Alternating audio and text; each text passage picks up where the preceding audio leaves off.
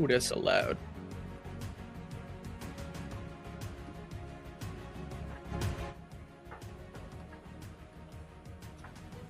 Is that better? Yeah, that's good.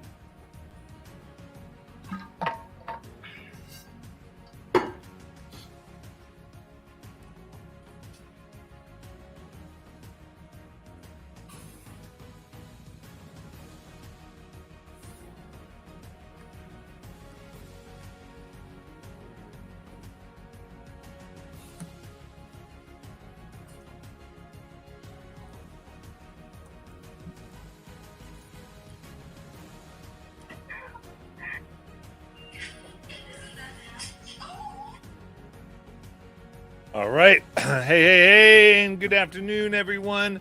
As we are ready here, Jambelo, to begin some epic pirating. Gonna have tons of fun here with our crew. As our pirates, not the parrots, but the pirates sail upon the ethereal I'm having flashbacks to the horror of Sunday's game. But sailing the ethereal expanse is our fearless crew as they're investigating many a crazy deal.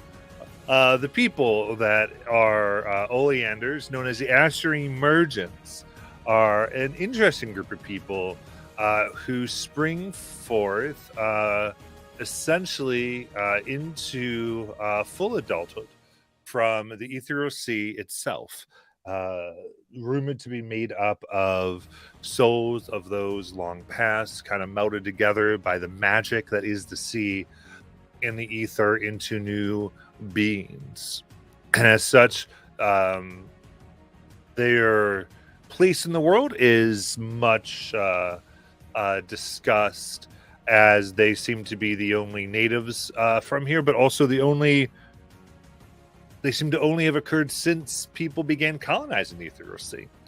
So that is why it becomes somewhat disturbing when our crews come upon information that dictates that his people are being rounded up and captured for some type of experimentation that has now become a process that has been proven to harvest the rare resource known as Ethereum, the thing that can power vast machines, make ships able to move where there are no ether winds, and if brought back to the home the home planes and worlds of those who come here to the ether sea, give them much glory and power over all their enemies. So,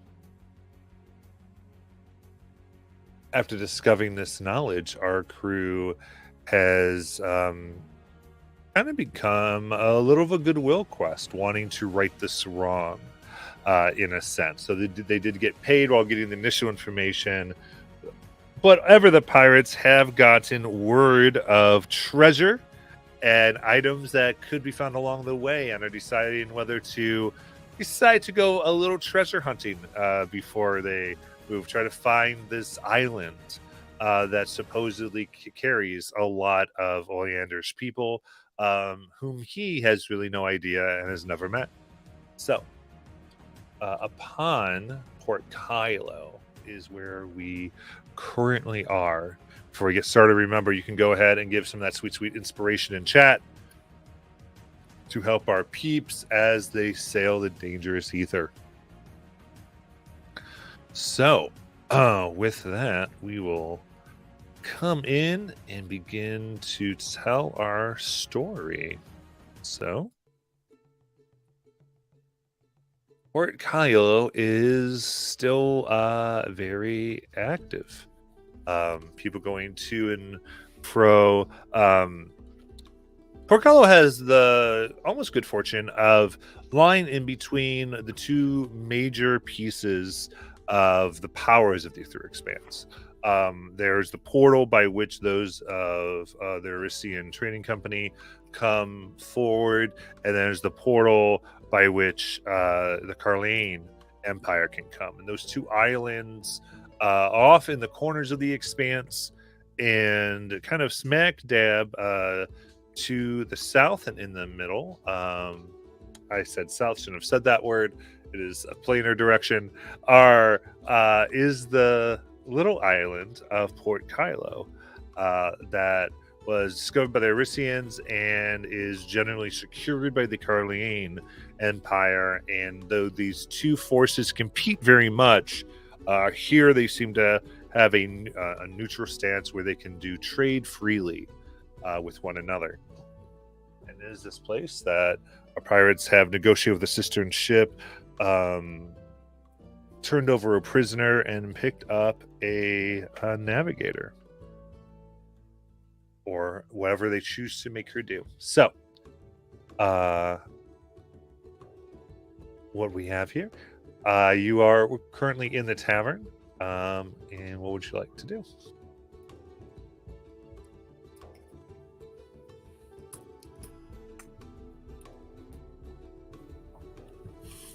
Ooh, who wants to lose their money? No, I'm just playing. We're pretty much stocked up for the day. You can get going. I just want to say, say currently, if you want to talk, you can be at Madame Isabel's. Okay, for sure. Just be like, so, going on this ride to obviously go to the island where Oleander will meet some of these people. Now, remember, while we do want to help these people out, we cannot solve everyone's problems. We are yet but 2 ships now. But if we warn them and maybe see what we can do to help them out, that's at least doing something.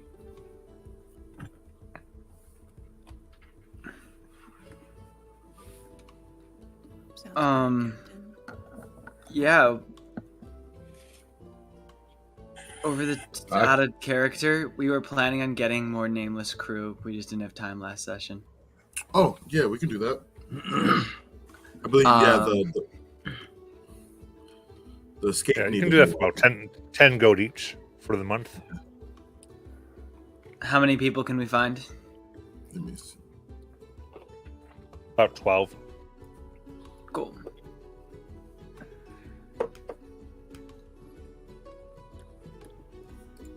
Pretty sure we can afford that. Yeah, we can.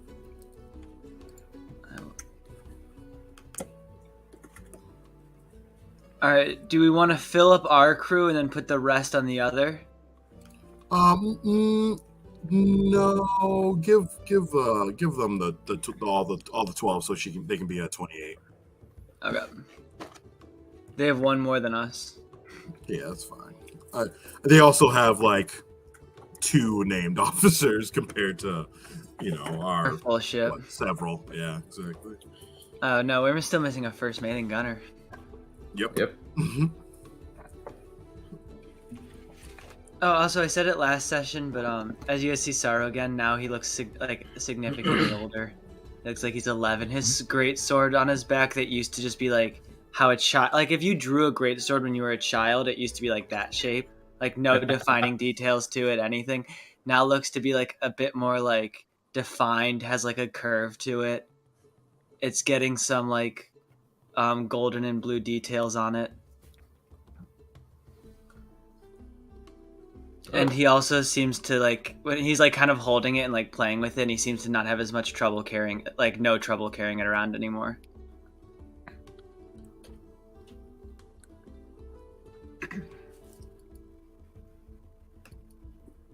I guess You're muted, just Ross.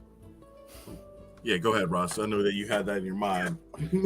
Yeah, I guess whenever if we were to sit down and talk about next steps, Oleander kind of would want to just, if there's a map present of the expanse, he would want to look at that first and just see where we are in relation to the blinking island and Port Kylo.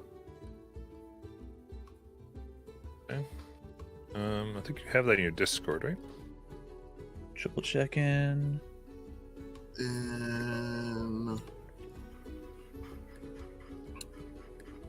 think it's like in the mid game, close to. Yep, here it is. Okay. Ooh, yeah.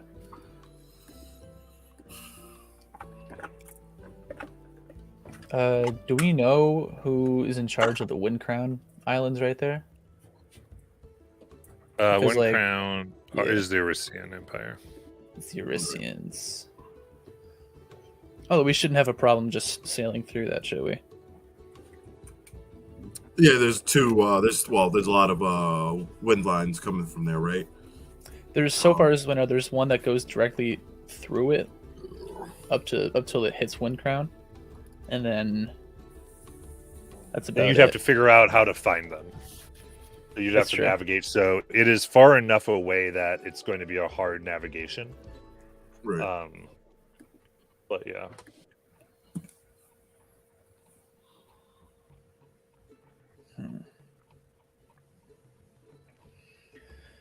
Yeah, I guess so. Just seeing that, I'll just default to the captain and just say,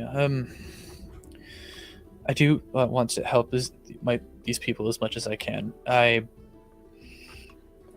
If we can do more, I will most certainly do more, but I will not push that on the crew.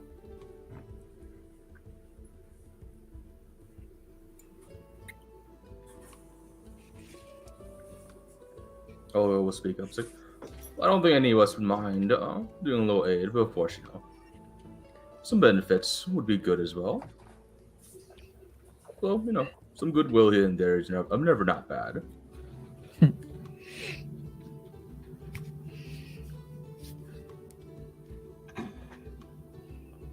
And to be honest, this affects everybody, I think, in the Expanse. If these people are allowed to do what they're doing to Emergence, then it's a danger to everyone who sails the seas.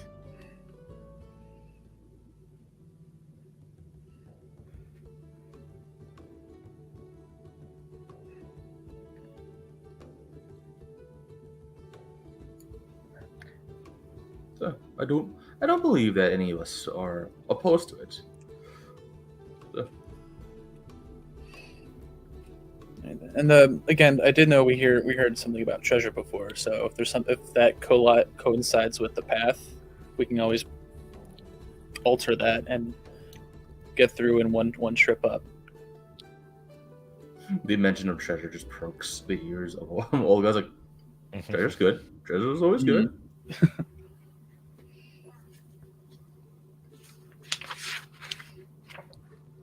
All right.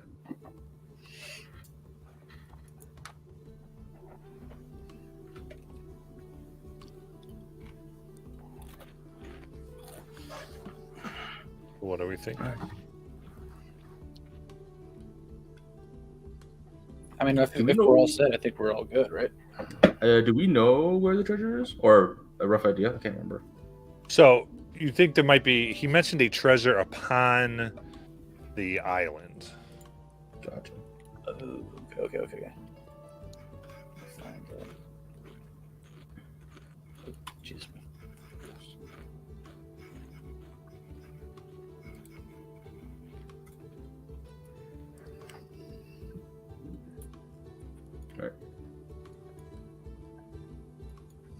All right, Captain. By your leave. Captain, are you speaking in muted? Oh no.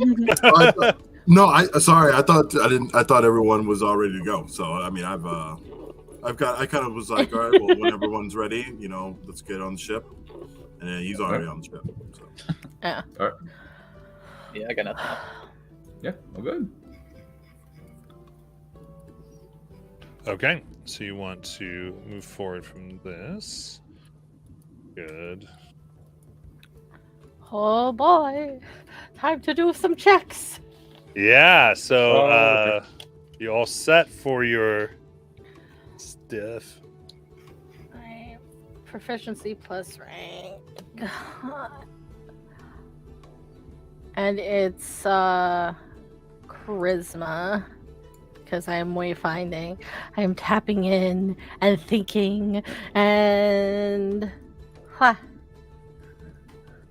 Oh, that's good. 21, 22, 23, 24, 25, 26, 27. Okay. Very good. So the first check goes pretty well here. As you get smooth sailing. That's one leg. Give me another. 11, 12, 13, 14, 15, 16, 17. 17. Okay. So that will be a fail.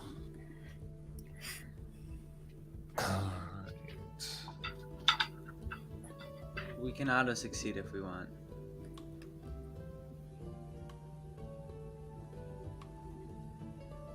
How does one do that again? Is that from the navigator?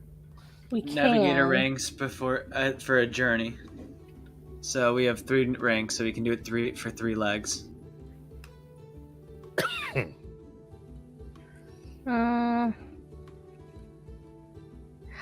I kind of want to see what would happen when we fail, but then No, we can fail. That's like the fun of failing. I agree. can. agree. I'm actually- like Failing Hey. for fun. I kind of want to. Never seen so many people willing to fail. It's fun. It's like because if you succeed, like Much that's of the a only good times you thing. really do like you do it as if it's like necessary. And with the other on Monday we do it a lot because we have like so few people. We're always afraid of death. This might be We a got a silly whole question. crew. We're fine. Is the other boat? Do we need to make checks for them too, or are they just presumed to be following? It's okay. Is your other boat coming here? I would like it if the boat came with us, just in case we needed to bring people from the island.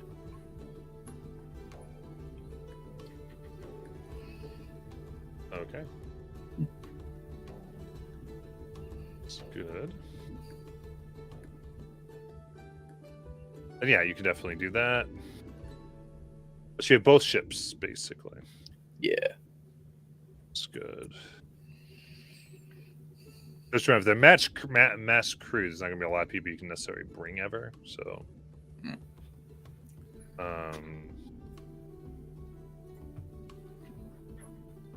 here we go.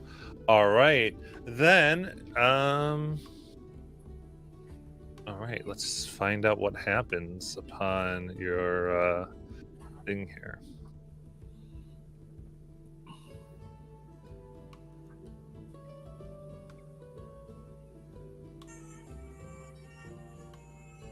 Okay.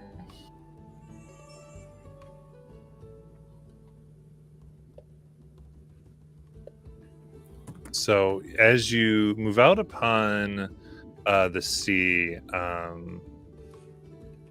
your Karen, you push past Wind Crown Island, and you're trying to find precisely where this blinking island is, knowing that it's sometimes there and sometimes is not.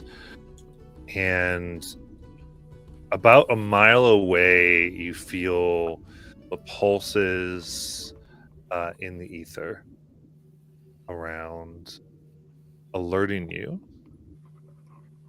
that a ship is nearby.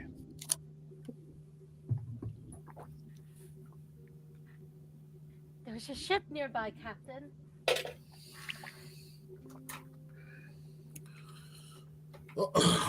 Prepare to intercept if need be. Could be friend or foe. We'll have to be ready either way. Who has the spyglass? The wayfinder. I think I still do. You still do? So I was gonna be in the crow's nest and yell down, "What flag should I put up, Captain?" That's a great question. Right now we have a merchant ship, or merchant. Merchant colors and all that. Yeah, for the Carlyane, right? Yeah, because you did take those. Yeah, okay. Yeah. And that's where we're headed, to the Carlyane Island, right? I think we're at Orisian. Orisian's in Wind Crown. Sorry. Then I will put up the Orisian one that I bought from the Pirate Island.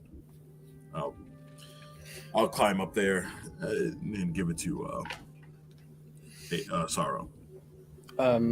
while Karen is wayfinding, does she mind if I occupy the spyglass and just see if I can find that ship within visual range? Yeah, you can have it. Yeah. What does that add to the roll? If it does at all? Or what? The Spyglass? spyglass? I said, Advantage, I believe? yeah, I think it's advantage. I think it also allows you to make the checks. Okay. The long distance is basically. Let's see what one roll does. That's pretty good. 16. Unless it's at advantage, I'll roll again.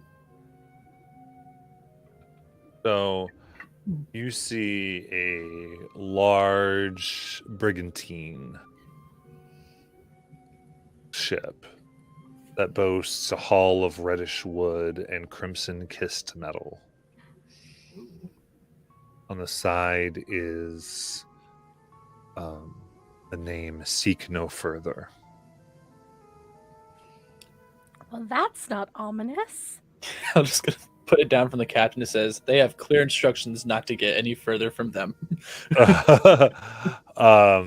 You see the flag being flung is Carliane. It seems to be a naval vessel.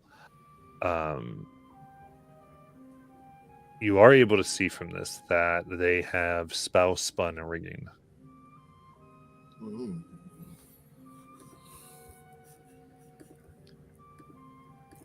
Do you let us know this?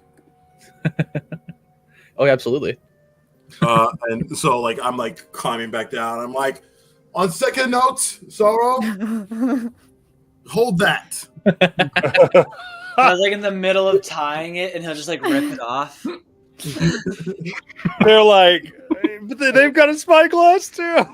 I was like, did you? Yeah, I was like, the timing there is right. I gave it to him. He has to untie it and then tie it back on. So I'm not sure how the timing works there, but either way, I'll ask him for back, no matter how far along I guess he was. I'm like, oh, I gotta stitch that back together. If he did rip it down, and then I just go. We can always run. Oh, also, Velmax, as you climbed up, you did see that the crow's nest was now really clean. Nice. Hey, I said something before. It worked. I will. Yeah, I'll head down, and I will. I mean, obviously, I think they're probably heading our way, right? So we'll try to head over close to shores as possible, where smaller ships do the best. I mean, we're probably in the open sea, but we'll try to haul ass as much as we can. Mm-hmm. Okay. Look out for some reefs or things like that. I'll ask Karen to look out for things like that. We can give each ship an air mode if we want. Yeah, I believe. I believe this ship came with 3, right? Yes. And then I don't think. And then I mean, I'm sure that since this one had 3, we probably would have left the one that we gathered on the other ship. So right now we should be at 3 and 1. Okay.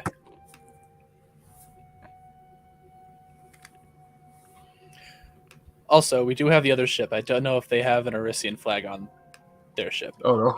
No, they had the Carliane. No, they had the Carliane merchant one. Okay.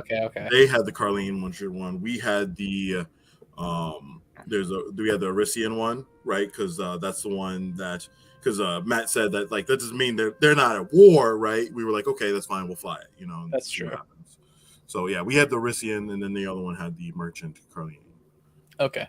And as we said, right, we're not at war, right? We're not a naval vessel looking to fight some people right now. Right, exactly. So Which never stop hopefully. people from doing bad things. But we could fight people.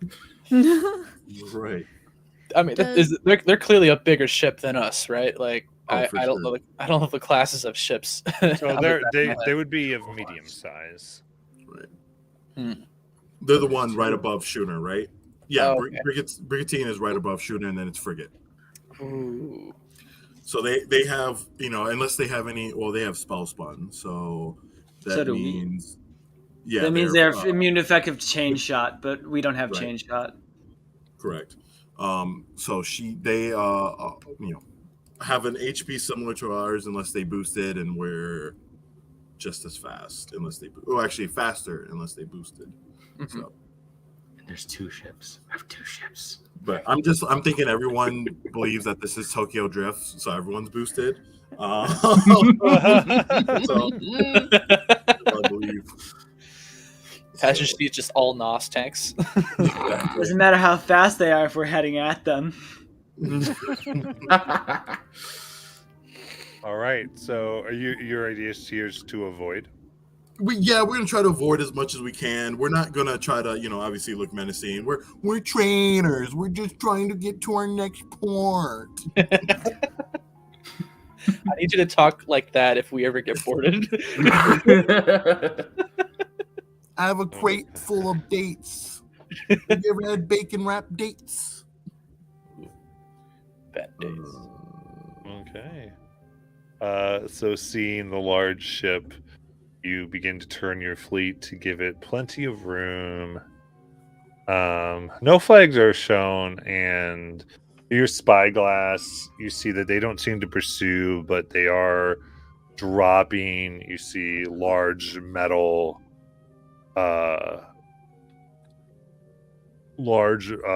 devices into the water. Oh, that's new. Would I know the name ship for my good friend, my old friend, Captain Ulrich? Do I know what's his ship? The ship he's on? It's not the seek no further. I'll say that. Okay. All right. Cool. I would say that, and if you look closely, you can see that they seem to be laying mines in the water. Oh.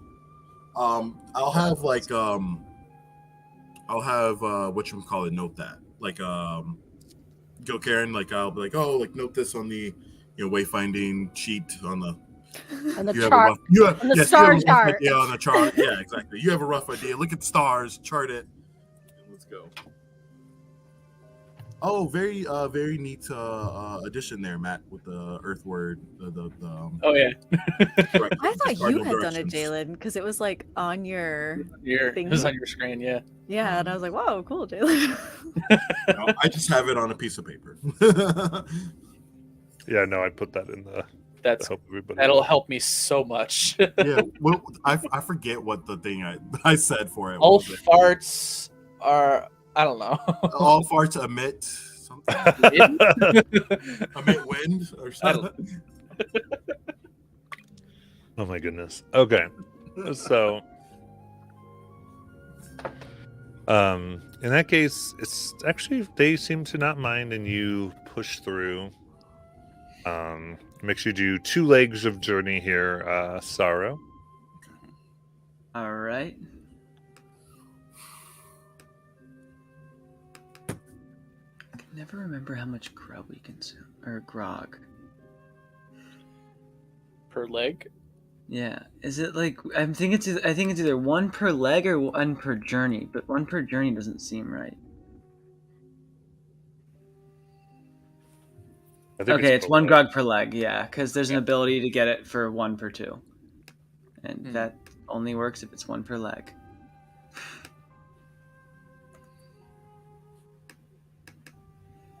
In that case, you soon begin to navigate, and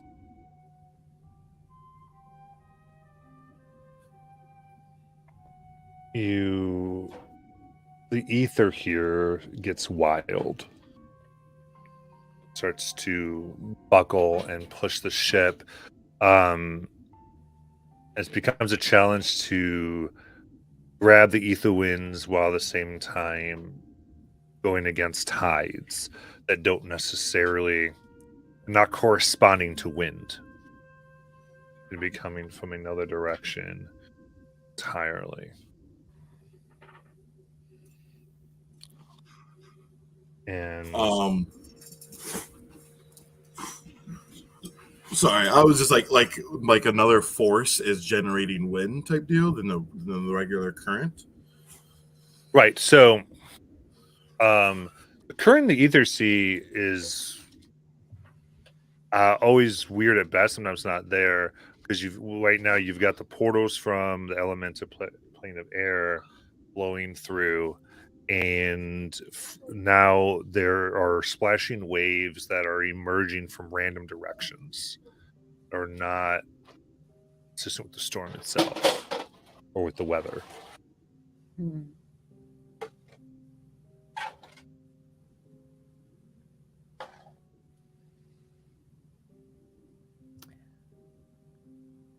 And I would say on the lookout there, Sorrow, you see a bunch of fog and smoke that obscures the path ahead, and it's from this that the waves are pushing against the boat as you're trying to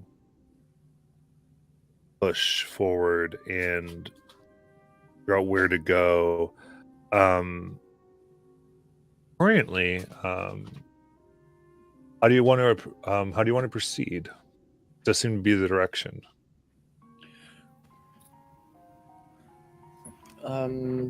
Someone's notes talked about something like this. It was on that first page.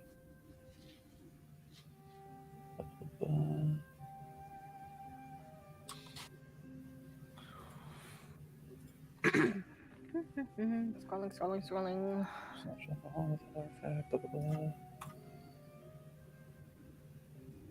Something called fogfall.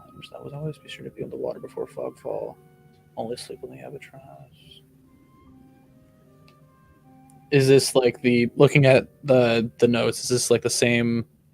Do we know like this is a normal occurrence on the Aether experience? Is like the fogfall? No, you've never seen anything like this. But it does. But since we read the thing, I think it would be. Mm-hmm. It would come to memory what was read. Yeah, you can make that assumption. That's fine. They've not seen anything.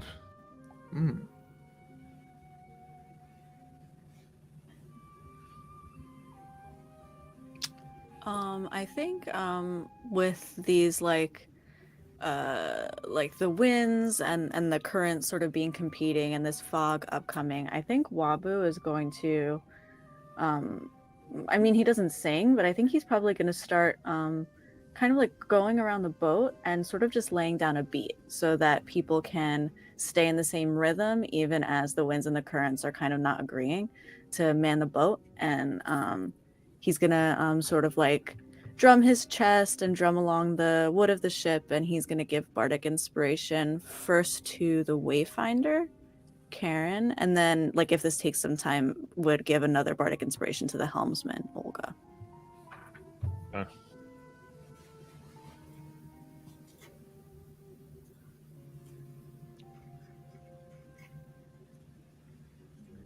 Hearing Wabu start a beat, Sarah will definitely start singing. No singing. Do you believe that what you deciphered in that message, should we just go with the wind and let it take our sails?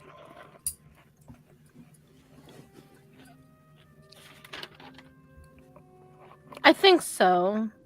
I mean, according to the journal, where was it?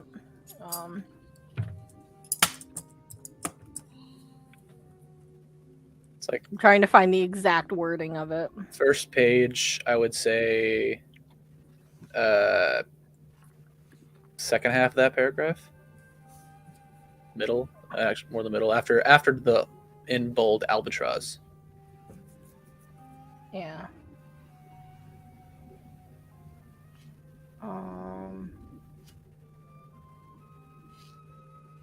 No, not that part. The about the I can't find it. Hang on.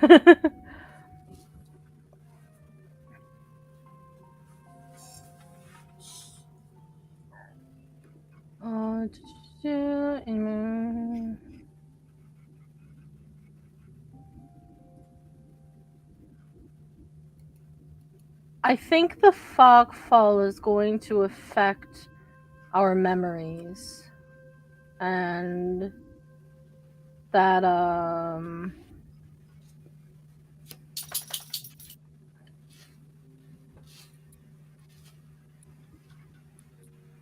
maybe letting it said in the journal that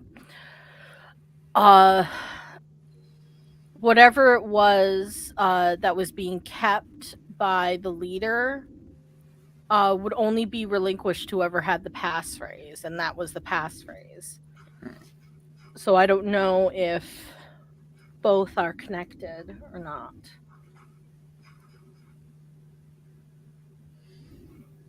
I'd say, looking at this, it seems to be the water continues, and as you're looking and trying to figure out exactly what is happening, in a moment, the fog vanishes and blows out suddenly, revealing a crescent-shaped island. The waves continue, and it seems that the calmest waters here, the safest, would be going by the Earth by Flame side.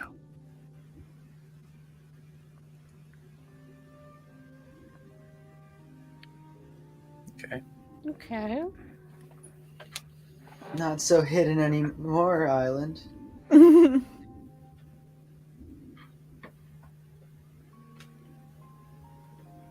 You see verdant hills full of bioluminescent trees that shimmer high over the water, while a few stone buildings dot the center of the island.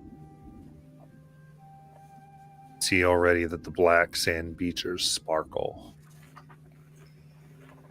Ooh, this is a beautiful place.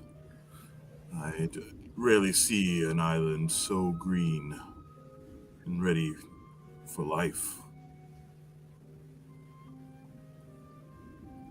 Do we see any kind of like docking, or do we have to like set the dinghy out? Pushing forth, there is. You can see now approaching from the side that there are two. This crescent is connected very thinly by a causeway of land. Okay. There are two towers that dot right before the causeway starts as you approach.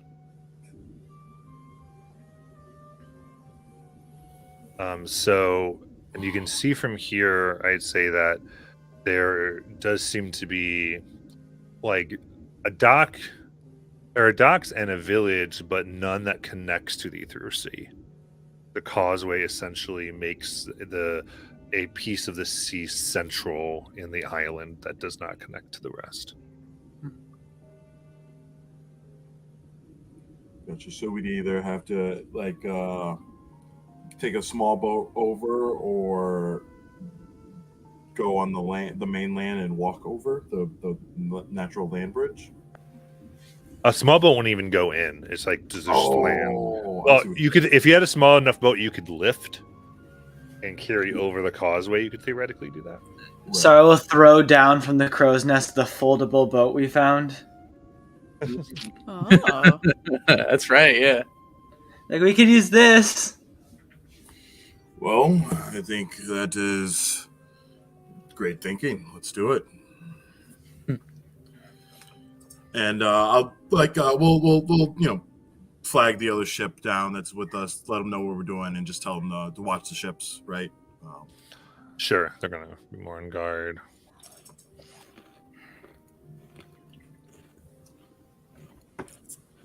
Who would love me in a good origami boat? Yeah. I just take my little origami boat and I unfold it.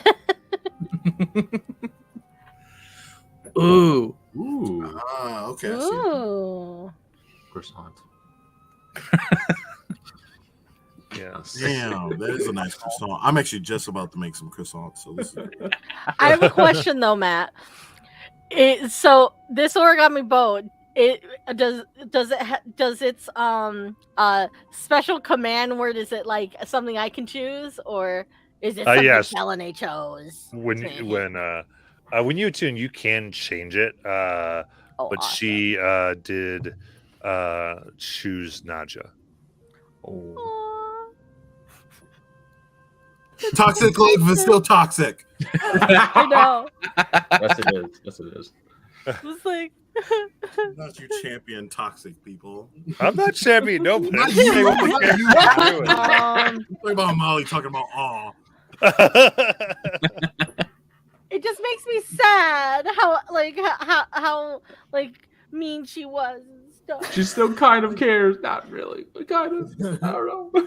She traded my people for shit. Stop! Don't do that. So I'm gonna so the command word I used for it is starshine. Oh. Oh. If we all get kidnapped, Gil Karen's the first one developing Stockholm syndrome. Oh yeah. Just like Karen's all tied up. It's like, I know they didn't listen to you very well, but it's okay. Let's talk about our feelings. No. Then they'll just like get rid of me and say, nope, the sea can take you back. I don't want you. Right. Yeah. So funny. All right. Okay, yeah. We'll go over this causeway here, and is like the town bustling? Do we see people on shores? What's I mean, you are good. You're still probably at this point. we're far. Shit. A good 1,000 feet. Yeah, you're like you're not even to the causeway quite yet, so you can't really tell the villagers necessarily. Yeah, no, fair See enough. that it exists, but Right. It's like a small village, right? By the looks of it. I guess relatively. we'll figure it out soon. I guess. Shoot. Okay. All right, so you way through. Oh,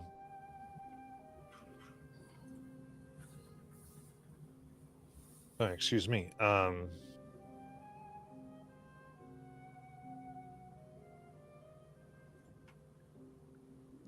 So I take your boat and you row close. You see the two lighthouses that look out among here as you get close to the causeway. And what would you like to do? How do you want to go about this?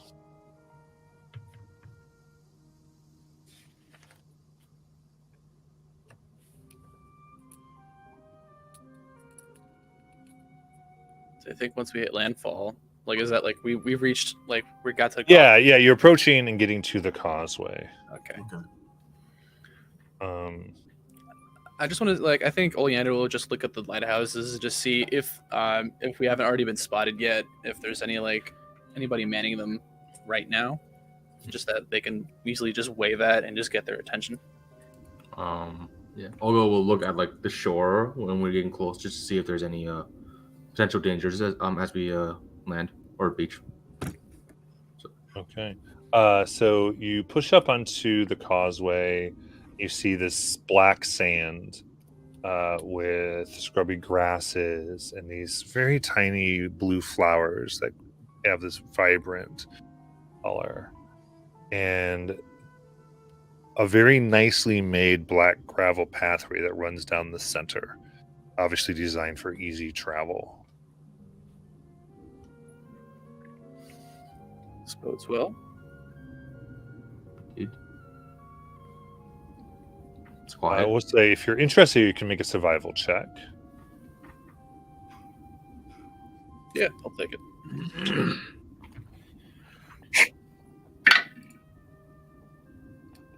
Big old 9. I got an 11, which wasn't great. I should have just rolled that physical. Okay. So 11, yeah. Good. So yeah, you wave the lighthouses. They seems to be no response from them. They do operational, so it's up to you. Go here. You can take your boat and begin rowing across to the center, or to the village across the Central Lake. It's up to you. Before we do, I'll have Gil Karen just take a look at the island with her spyglass, just to make sure that I don't know, they don't look like they're preparing for war or something. Just take a look, and then we'll probably boat across. Yeah. Let's look. That's the sound of me shifting the spyglass around in my hands. It's not the sound of your windshield wipers. Those two.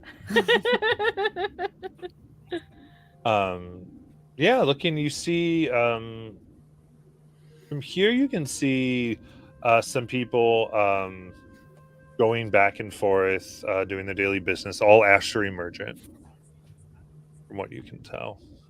Don't seem to be aware of your presence necessarily just yet. I will relay that to the captain. Okay. Well, I'm gonna, what we're gonna do is basically, Oleander will be our the decoration out front of the hall there, and Yeah. well, he's gonna be our spokesperson for the at least the mascot, so that they know that we're not bad people, I guess, per se, or trying to take them. So we'll keep them in the front, and we'll just roll in. Okay. I want you to look like George Washington. Yes, just like get everything out, my hat on, and just Hands on your hips. yeah. Should Captain, we the try captain to... today. Out of curiosity, do we have Acorn with us? Aren't we returning him here? Acorn wasn't from here, no. Oh, my bad. So you continue. And you row further and further in, and you see there is as you get closer, a kind of contingent of 8 emergents come out.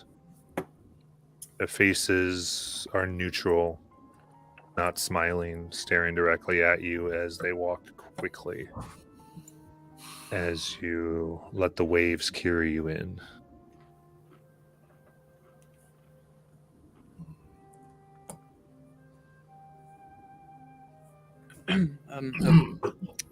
Hello? Is this the Blinking Island? Friends? You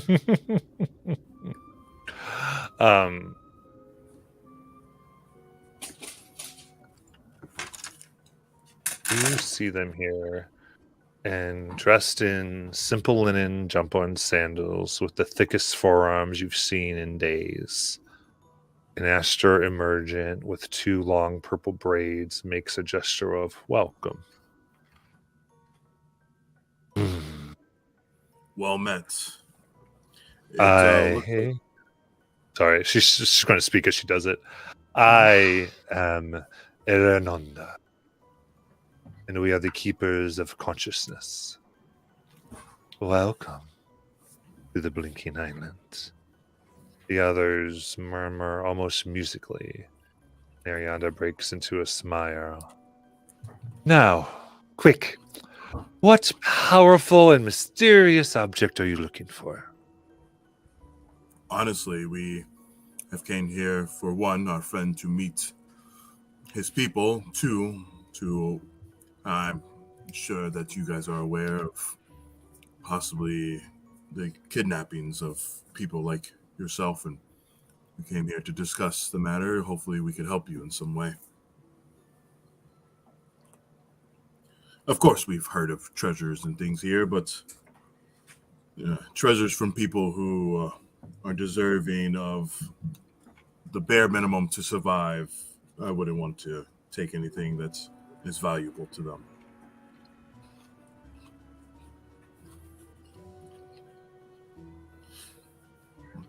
I You know, see. people are in danger and they are being taken advantage of and exploited.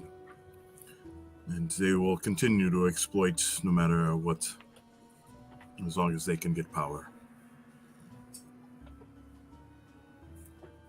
This island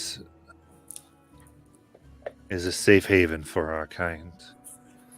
Don't think we need to worry. So is that why Carlyane's ship, a spy for a cult, had eyes on this island?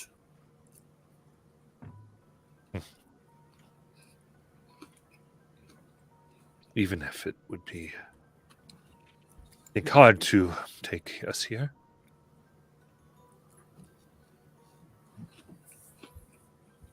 Is there something out there protecting you? Just don't stay too long. But if it is something that you wish to find here, that you think Well- will aid you in helping others, we would not stand in your way. We will gladly help you. Well, we appreciate that. We wouldn't want to take anything that is any benefit to you currently. But we did read papers of a one named Dumas. Are you familiar?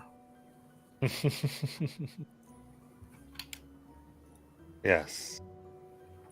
What happened to them? Uh, Did they linger too long? no, they found other places to go. But Aloysius wasn't the only person to find this tiny island. Ask us to protect something from willful pirates. She pauses, and a flash of something else darting across her face that manifests as a shooting star under her skin. This is your first time, is it not? Here, or is he talking to me? Yes, it is first time. Okay. Well, if it is treasure you seek and all the mysterious things that we have, follow me. I'm scared. I don't say that, but I'm scared. Olga is visibly like creeped out and shivered. He's gonna like lean over to Oleander's like, these people are very creepy. While we're walking, I look at her. I don't know if she introduced herself by name. But to say, She said she's Aaron. It's Aaron Aranda. okay, from the paper. Okay, Aranda, how long did it take you with those massive arms to coax the land before you to cover the sea that is in between in the inners of your islands? It's like you took the sea and you told it to where to go.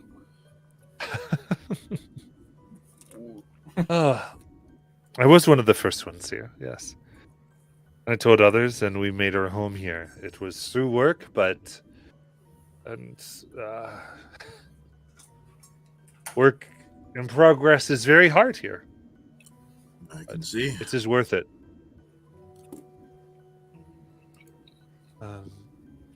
You have fertile take a lands. while.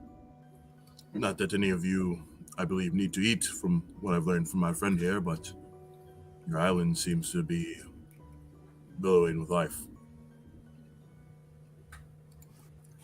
Plus, not all of us here. You do see occasionally there's someone of a different, either Ashramur or even just a gnome that are here. Not all of us are of our kind, though.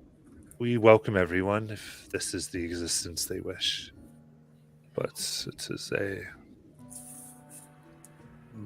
a good place to resign oneself, not one for adventure. Life is slow, painfully. And she and the elders lead you to the center of the village. Here you see buildings made of stacked stone, simple in design, but well made, adorned with the designs of, you see feather stars and bright pigments, colorful. Some almost seem to reflect the ether itself. You see the 5 buildings that surround the village are square. The village square are common spaces for shared use between citizens at 50 feet on a side. And they seem much larger than the other buildings. They lead you down to a slow dais in the center of the square, where an elaborate compass rose has been laid out in a mosaic of colored stones. The body and arms of the starlight compass are formed from stones in golden and yellow hues. The ordinary arms from white, the background from the shades of blue and gray, the occasional green or purple shimmer. And the letters of each direction, A, F, E, and W, are drawn with black beach sand. See, Aranda stops at the edge of the compass and turns to all of you. In which direction do you wish to go?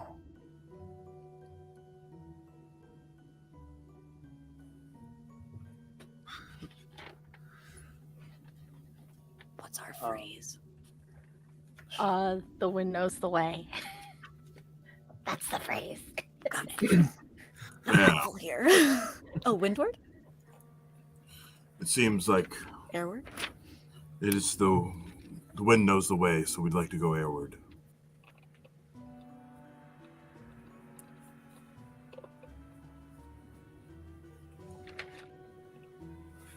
She smiles at you. She raises her arms, and above the A, stones begin to shift.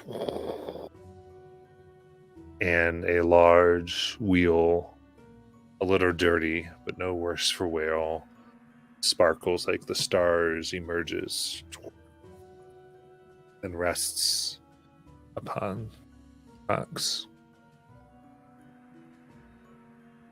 Wow, that is what he spoke of, right? The wheel of air. No? Whale.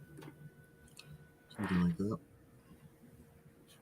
But it looks like a wheel to a helm, or like a wagon wheel. Wheel to a helm. I will pick it up and hand it over to Olga. What do you think about this? Got a good grip.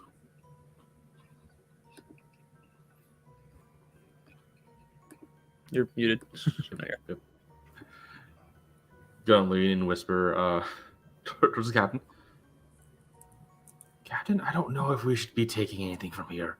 Everything gives me a creepy vibe. I'm not gonna lie, I feel like everything is cursed. I'm terrified holding this.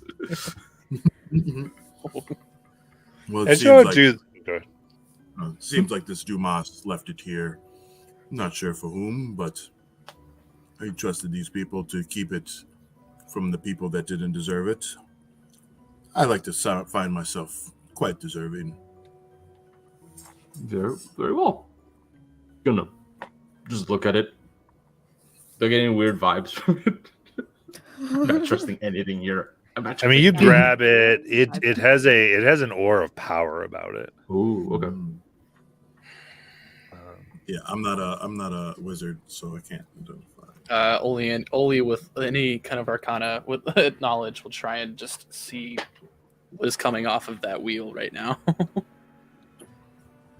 Gonna hold it like as far away as from me as possible. Yeah, it'll kind of just run his hands over like any of like the etchings or like kind of just the filigree that are on it, just whatever material this is. He just rubs his hand on it.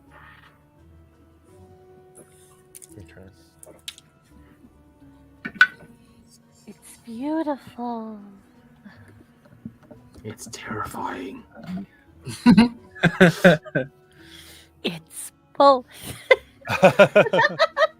Beautifully terrifying. Yes, the thing you should never touch. All right. What'd you get for your arcana? I got a 15. Okay. You run your hands around this light polished wood. It's engraved with whorls that evoke clouds or fog, and sort of seem to sing to it and touch it. And in a moment, the fog and clouds come to life, bristling with ether energy, and swirl around you and the wheel. And you vanish. And you see about 100 feet away, Oleander appears. Cursed! Cursed!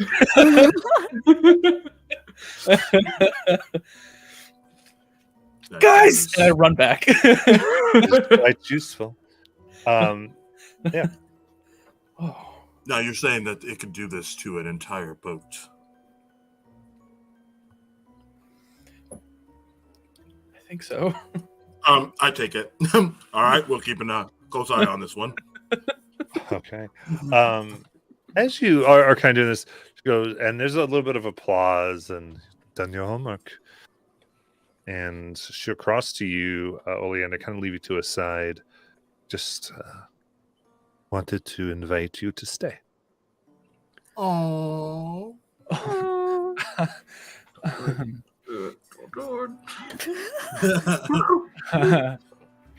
I'm oh so tempted and flattered.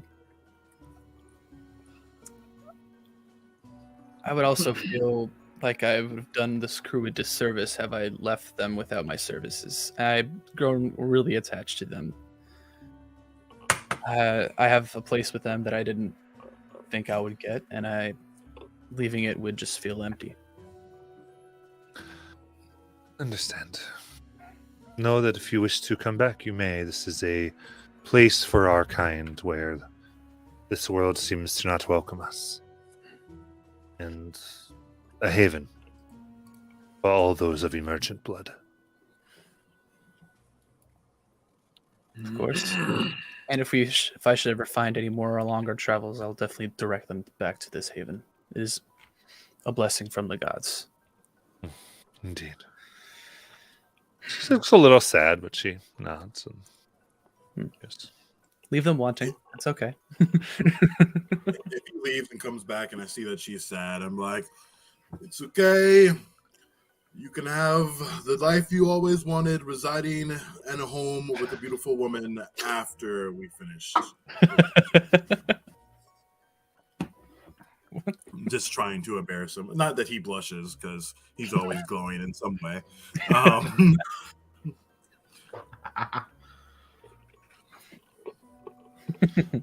I don't know either way. I think there's been multiple times where, Valmax sees like Oleander blissed out or like looking at his piece. I'm like, you can just give up and stay here, man. Like, whether it's the forest or hey, man, be happy. I want the best for you. If it's too easy to obtain, it is not worth the journey.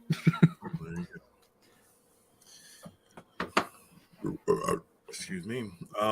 And I guess we don't want to. As much as I would love to get to know these people, they literally told us not to stay too long, and I'm scared of what will happen if we stay too long. Can I ask her? I will ask her what happens if our kind stays too long. make a persuasion check. Oh god damn! I've been doing a lot of persuading for someone who doesn't have any type of. Sounds like you should work on it some more. Not bad. 17. 17. Shoot.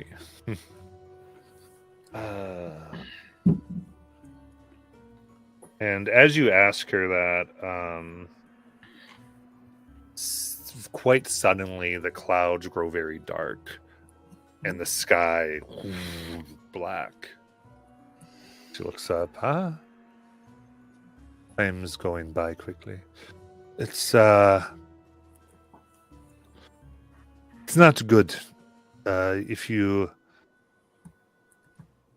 wish to get a better idea, you may come back at the next cycle, but say it is a trance of sorts. what- Those who stay become part of the island and Fair are enough. safe forever, but also are forever here. Hmm. Is that what Understand. happened to you? Yes, and I am very happy for it. Many choose. That's good. Safe life, if somewhat void of visitors. Do you know what causes such a thing to happen? Just something in the ether.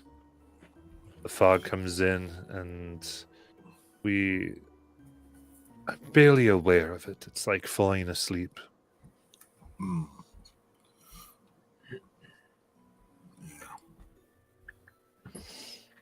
Well, we appreciate your time, and we'll definitely be back, but we don't want to overstay our welcome. Unfortunately, our goals call us off of this island. It is fine. It's up to you if you wish to stay and make your way before fogfall. And I'm back once it recedes. Or you may Do you- leave, obviously. Do you have any relationships with the island or anyone in the Wind Crown? No. This is just a myth to most. Understood. Well, The I papers appreciate it. were from Dumas. Is that the guy's name? Mm-hmm. Okay. Sorry, Jalen. Continue. No, you're no need to apologize. To apologize. Ooh, excuse me. I just looked at the crew, and well, if you want to gather anything before we leave, we should definitely leave soon. But I am not aware of anyone on this island, and I know that some of you came from ships from the Wind Crown. I not particularly fond of one or the other. I would say that anyone who's a slaver is more on my shit list than the other, so I wouldn't be opposed to at least letting the Wind Crown know that Carliane ships are letting minefields in a particular spot outside their island. But unless no one has a relationship with someone on the island that we can speak to, then it would be hard to speak to someone that would listen. Indeed. We don't. We are a myth and eternal here. Yeah, and I was kind of leading it up for my group too, if anyone, because I know, like I said, people that came from ships from the Wind Crown and the Arisians, right? So if anyone has that type of relationship, we can go there. If not, then we will try to head. Oh, I mean, honestly, I'm not opposed to heading to the Wind Crown anyways, because at least we know. Is that guy still on their ship? The one who was for the Wind Crown. He didn't necessarily work for them, but he was like a merchant. He got off at Kylo. Okay, that's what I thought. You didn't really ask him to stay. No, yeah, we didn't. Yeah, okay. Then, I want to go there, but we don't have anything that basically says hey, our word means anything, right?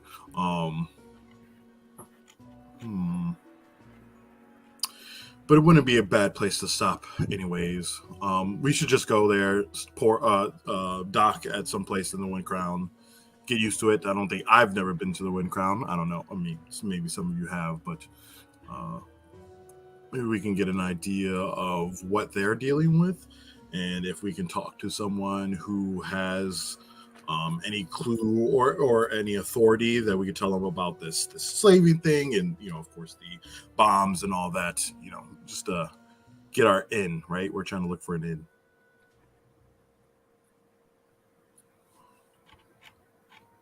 If you want. Yeah, right. If we just have a journal for every island, we could be okay. All right. So you want to get back to your ship? Yeah, we'll get back to our ship. We'll put, before we leave, I guess we'll put the helm on. The new helm wheel. Yeah, they can do that. I do think Wabu as- also would want to have some parting words with Aaron and Nanda. Okay. So you? I think he would Yes. go to her and he would sort of, speak a little bit lower and quietly, and he would say, it was clear in Dumas's notes that he invited you to leave the island, and I know you said no at the time. Your island reminds me a lot of my home, too. It's far from here, but it was also a very secluded place, protected by the elements, and very special people only could get in and out. And I wonder sometimes what my life would have looked like if I never left. I don't know. I just wanted to say, your people, from what I understand, you have been given a very special gift of being able to live life differently than before. And if the way you are on this island stops feeling like living, just let us know and we can help you what else life has to offer you. And he will kind of pause. I think he's expecting he's implying that they could come back, I think, but he's going to pause and see if she would want to leave right now as well. Gotcha. She clasps your shoulders and puts her forehead against yours.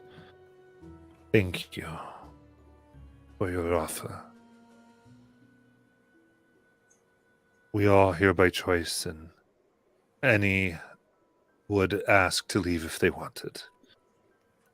But I am happy here. I am.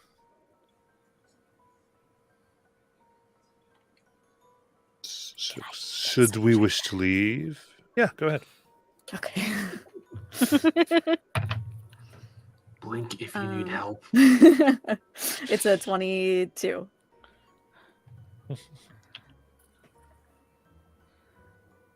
Oh, no, I'm sorry. Insight is +9. It's a 24.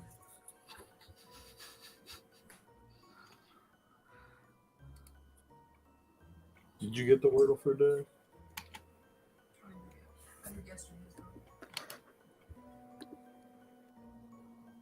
You looking at her, get the sense that she can't leave.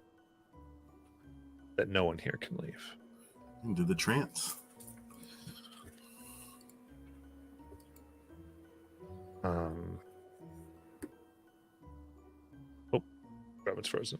I don't know. Oh, yeah, she is frozen. Oh Am I? gosh. Oh yeah. I? Okay. At least you're here. We can hear you though. Yeah, I was just saying. She seems like in her heart there. You get the sense that it is impossible for people to leave here.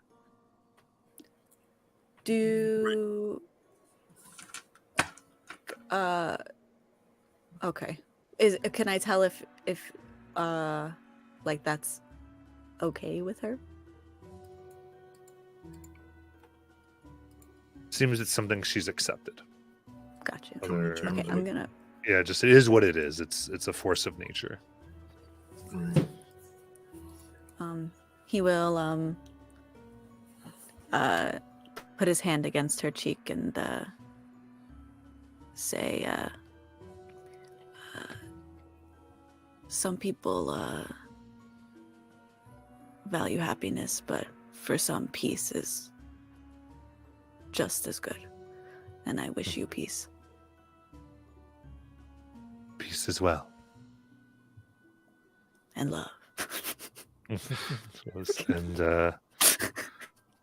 she looks, and you see a kind of gnome peeking out from behind, and of Escher emergent gnome, and look, and it was just so you know, Aloysius there.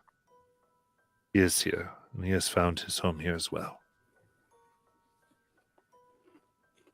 People do find peace here.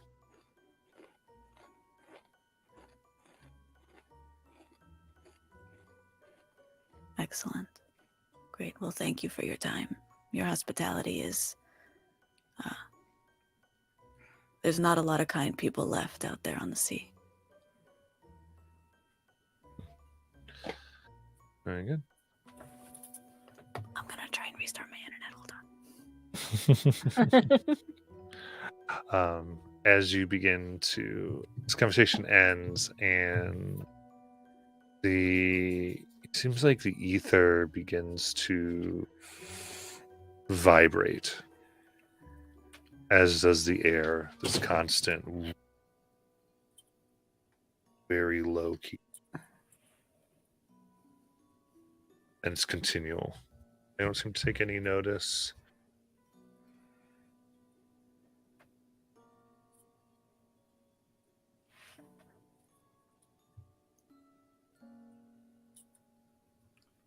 Do you guys feel that? I feel like the same I feel ever since she said that you could be stuck on this island, that I want to get off. Yep. But we're actually on the ship. We're just waiting for Wabu to come back because we put the helm on. We're like, let's go, Wabu. You're like, we left Wabu. They gotta walk.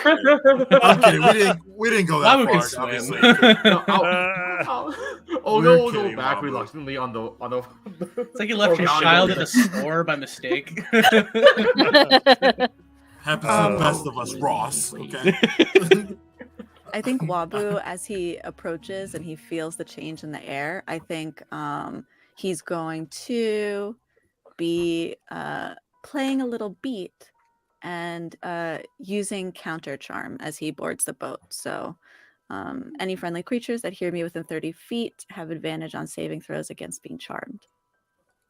I like it. Yeah. You move, you begin to see that the island's air by flame edges become enveloped in a rolling fog. Slowly. And most of the villagers, as you row away, stop and just sort of listen.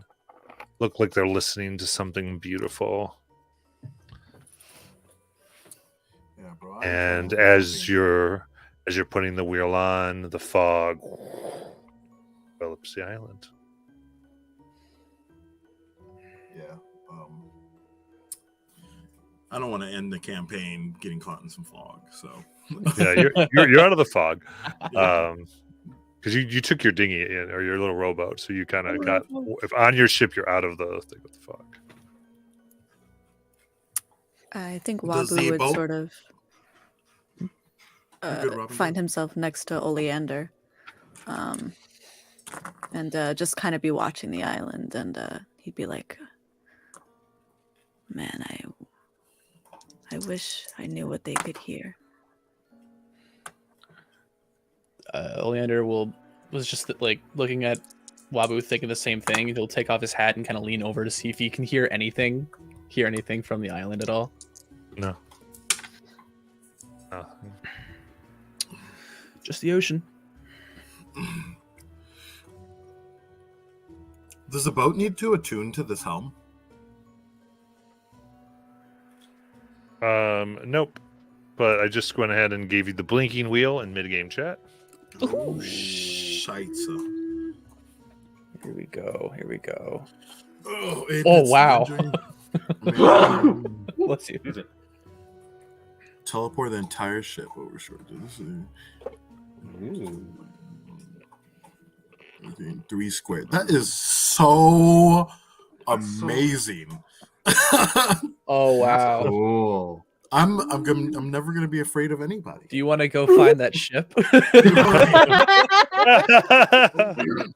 We could just teleport through their minds. We could.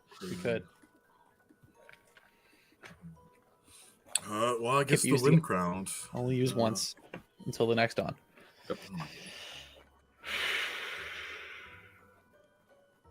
All right, very good. And then I guess, all right, you begin to set sail for Wind Crown. And with that, we'll go to break. Ooh, all right. That place gave me the heebie-jeebies. I love it. That's Ah. I already have my end game destination prepared. This is Right, great. yeah. Oh. You got a place to retire, man. That's awesome. Yeah.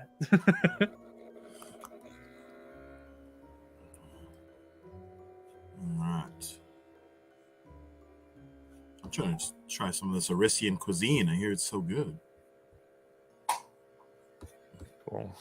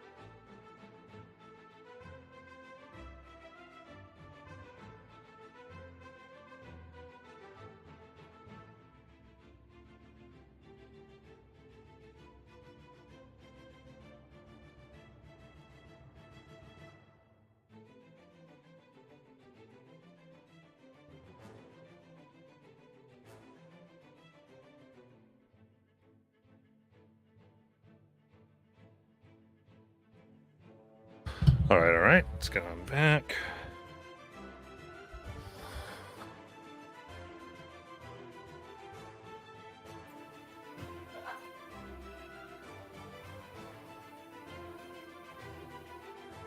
All right. So Time. I was trying to remember what was like filtering into my head when we were talking about the island, and all I could, and then it finally hit me while I was upstairs. I was like, "Oh my god, Moana!" and I was like, "The island gives us what we need, and no Oh. one leaves." Yeah. Oh, Yes. Wow. Yeah. The Yeah. real reason no one left Moana's Island. Right? Yes.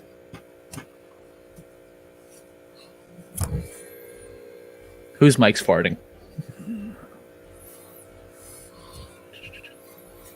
There we go. It's not mine. I muted and I still heard it. I think that's Jalen. Jalen. Jalen. Oh, that's weird. It's I'm not too sure. Hold on. Their AirPods, are they only fit? Let's see.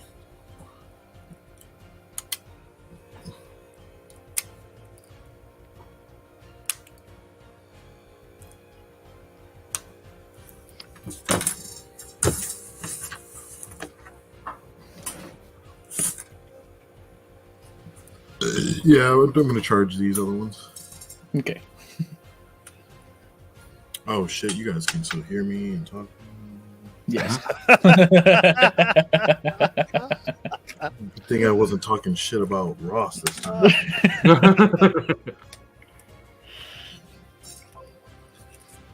Oh yeah, that guy Ross. Is How this can better? we stand him? Yeah. Oh, shit. Bad enough I get these from my friends and I get them from you people. This is It's been how many sessions since he last almost died? right? Come on. I think I'm due time for a PC death. How about you guys? Oh man, this is so low.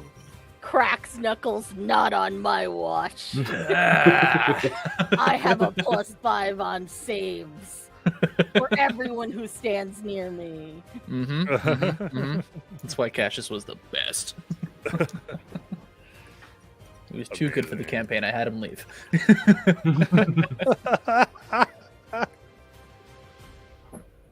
one's fun. All right.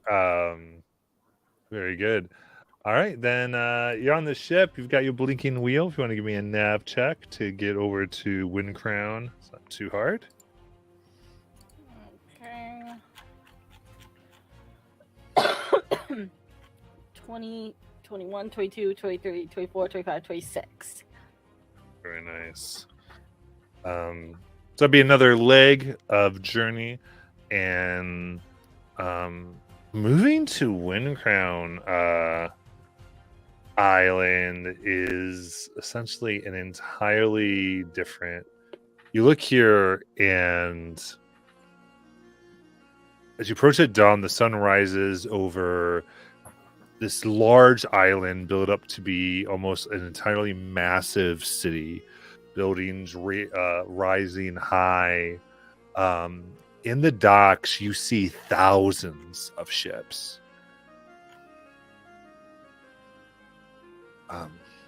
At most ports, there's maybe 20 or 30. In way off, as you're approaching, there is a bright flash of ether light that rockets into the sky like lightning, and a brief storm moves and comes back down as bells ring. And as you continue your approach, it happens again, and you're close enough this time just to see a ship appear in the center of large pillars that essentially make up this dodecahedron shape that go at odd angles, lined with ether, and the ship just appears out of this structure and moves, and you can see that there's a bit of seawater that accompanies them, that mixes and is devoured by the ether, as this is yet another ship brought forth from another world. Whoa. Says Oleander, visibly just like in awe and never seeing such magic like this. Just like standing at the bow, just like, oh.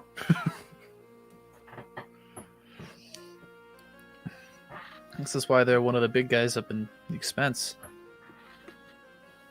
It's quite a trick. All right. In another ship that comes to meet you in the dock where so many ships are moored, waiting, a small gnome with has a large, looks like this Ethereum lace horn that he speaks into that amplifies his voice. Goes, right, excuse me. Got your 2 ships, taking down the names, very good. What's your business here in Wind Crown?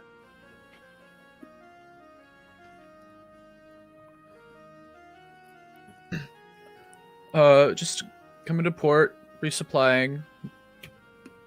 Maybe Port get a job. supplies. Work? What type of work? One that pays. Privateering, all right. And you plan on docking for repairs, or do you just need supplies? Just supplies. All right. And you can moor over in the airward side right over there. Keep at least 50 feet from all ships.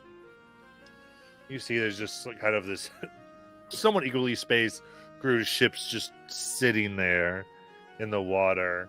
It goes, and with that, you can go ahead, follow the lines, keep in the rows, and row to shore. Mooring fee will only be 100 gold for the week. All right. Please, Sorry. Yeah, it goes, please send, and a gangplank kind of gets extended out if you accept it. It goes, please bring it over.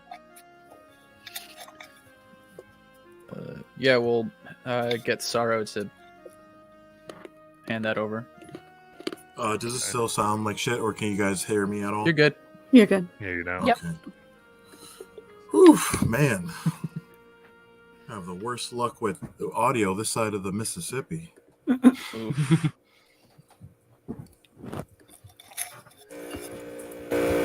Oh, never mind. Oh, there it is. There it is. Ooh, Oh, the shit. plane is landing.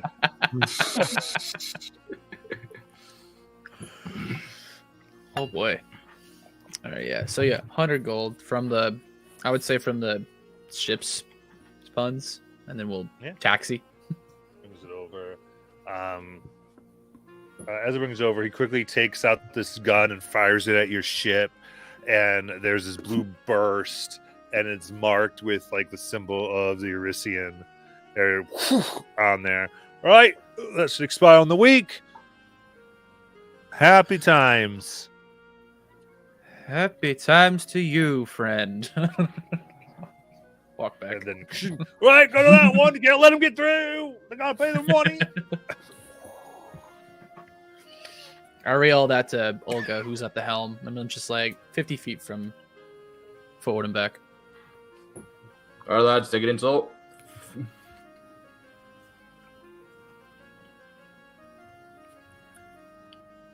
What?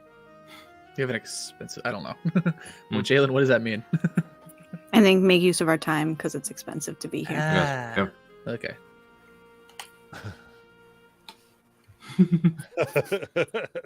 Don't bring me. Captain. Amazing.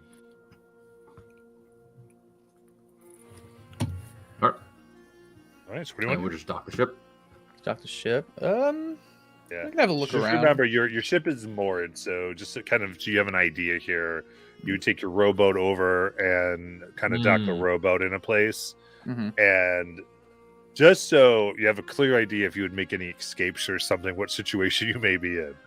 Gotcha. Because it is like going from there to get to your ship. Mhm. It is not quick or by any means. Gotcha. If we put the helm in our pockets, we could teleport onto the ship and then sail away. Just camping.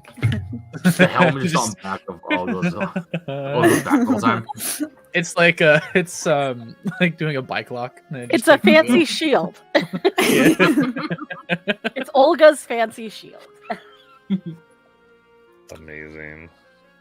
But yeah, we just like get the folding boat and just like pick that up whenever we get on the land. Yeah. Mhm. Right. Right, and you all are ready to go. What are we looking for? What's the goal here? Are we looking just to get more money? I will say this, guys. I'm reading through the description of my boat, and it says that anything that was stored in it, like when it's all folded up in the box, remains in the boat. So anything we put into the box, we can keep on the little unfolded boat. That's cool. Does that include people? I don't know. It says anything, but no creatures are aboard. Got it. There we go. Hmm. I was So we can get like a boatload's worth of gold in our pocket, basically. Yep. If we ever find that much. It's 12 inches long, 6 inches wide, and 6 inches deep, and it floats. Ah, Like, yeah. Okay. that's good to know. If something heavy across water. Mhm. All right. So, I would say anyone from the Arisian with their background can make a history check if they want. I would love to. 11. Okay. So you know some things. You know that one of the major things here in Wind Crown is the aspirations of this place that it is yet to get is to make this portal able to open up to all worlds. Right now, it is just to their home world. The idea is that this is a port where the entire multiverse could come and intermingle and intertrade. That is their aspirations. The major places around here are there's a high casino called the All Marine High Rollers Club. You do know of a kind of more underground fighting ring called Bester's Ring. Oh, wrong character. And for spell components, a place called Slick's Getaway Shop. See if I need any components. Really. Is there a music store? All types of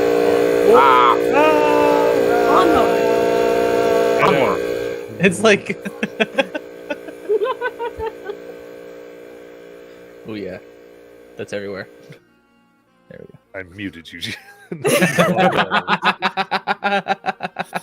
I'm so confused. So you can hear me? Yep. Sometimes Oh. we can That, we hear hear that. that. We can hear whatever's happening behind you. What is it? There's nothing behind me. That's why it's weird. It's like sounds like a you're sitting in a grumbly Very Behind hum. tiny. here. Yeah. Like almost like it's machinery. That's so Yeah, like weird. someone's drilling or something. It's like the outside like AC unit, just like spinning Yeah. and spinning. Mhm. Yeah. Yeah, it's quite. Okay. Well, It's quiet right now, so Yeah, now it Yeah, is. yeah, it's all right. Yeah. All I'm starting to think Dalen's going close to his mic, going. No, so I'm using I went from AirPods to another set of wireless headphones because the wired headphones I have make you guys sound like it's an ASMR. Ah. So, Ooh. so You it's know. really hard to hear you guys. And But as it's not much fun as I right now. love Quiet Storm DJs doing live nature sounds, I know. I would rather not listen to ASMR right That would be unfortunate. Yes. now. Really unfortunate, just total sucks. Matt, I see some ASMR videos in your future. But that was really good. I was like, hey, bro, keep going. No. Jesus. D&D ASMR. What are we doing Coming here, new. people? New podcast right there. Okay, so you're in the ground. What do you want to do? Okay. It's up So to you. Wabu The was city's looking- yours. Yeah. Wabu was looking for for initiative. Wabu was looking for a music shop. I want to do just some classic party gets job kills monster, party paid because monster is dead kind of deal. So I think Oleander will just in an attempt to just get more gold in our purses is going to look for any one of those job posting boards and see what they see. I will happily go with you. Sick. Sorrow's gonna run around town looking for other children to boast about his adventures to get clout. Yes. Maybe I should follow Sorrow. You should become the big kid on the playground. Yeah. Okay, can we have an age bracket as to what Sarah looks like now? Is he in his getting into the tweens or Yeah, he's in his tweens. He's 12 years old now. Oh no. Wow, he could sit in the front seat of the car. Yeah. He's significantly bigger now.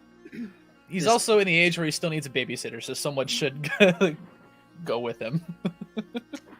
I would, And but also, while Karen's he's gonna doing go this- get supplies. While he's doing this, he's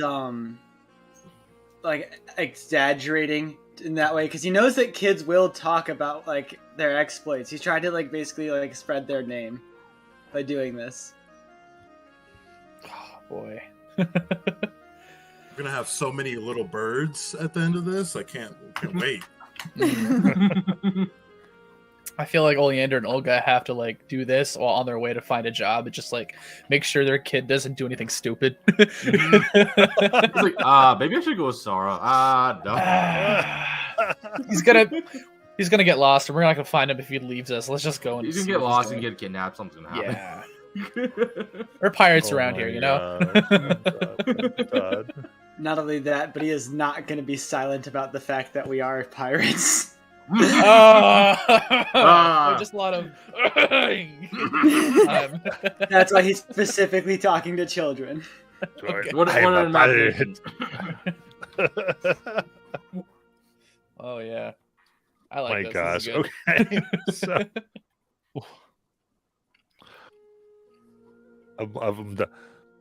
give me a moment. Wabu, you find in a one of the streets here,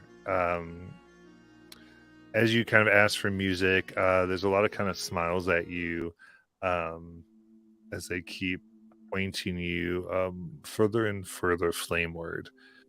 And you begin hearing a harmonizing of this almost crystalline sound.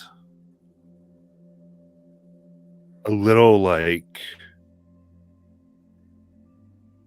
a finger being rubbed on wine glasses, but in perfection and amplified. And you cross and you see a whole row, you think about maybe 1,000 feet long, of very tiny Ethereum crystals that hang almost like Christmas lights, though at varying heights, back and forth among these stone buildings here. And as you get close, each one plays an intermittent tune, or actually note. There's a harmonize with another. And you look up about 30 feet high. You see about 5 different people walking, some hurriedly, some calmly, depending on what they're doing. But then they strum these lines of these crystals, making this tone that vibrates the crystal, that vibrates the air. And you can hear that these vibrations are so precise they end up hitting other crystals on other lines at times. So some are chords, some are single notes. And as you lose yourself and just concentrate on the music, you can hear them, these pulses of energy that the crystals release, that also release the sound, are aimed and timed for how long they take to reverberate across stone into another crystal of a different tone. And this has been set up to play a very specific symphonic arrangement of this ether music. You can see that even each crystal is cut or crafted to produce its individual tone. And along this row are different shops, few coffee places, and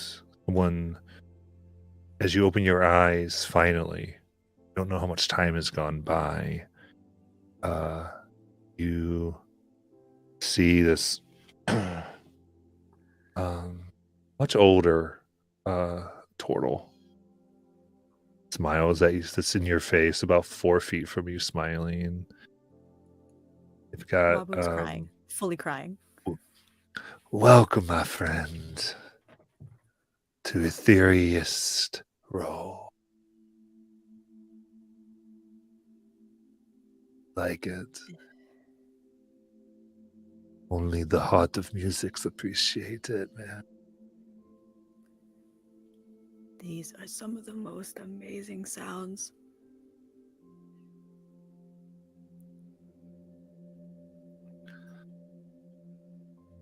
Come.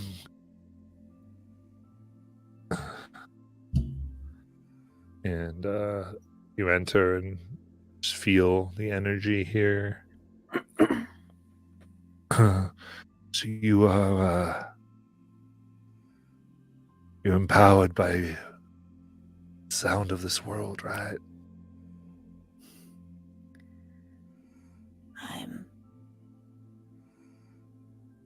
I'm a student of sounds. I'm looking for a sound, a song. And every time I hear something new, I can feel myself get a little bit closer.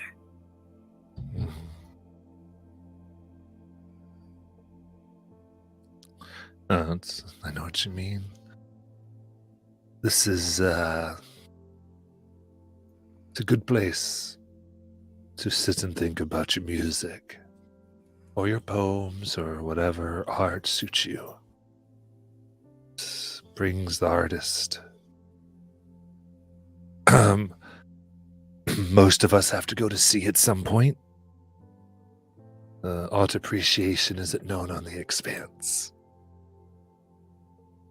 But when we can, like a refuge here, away from all that random noise, pure symphony. Yeah. In this space, it's like there is no difference between the sea and the air. We're in the music here.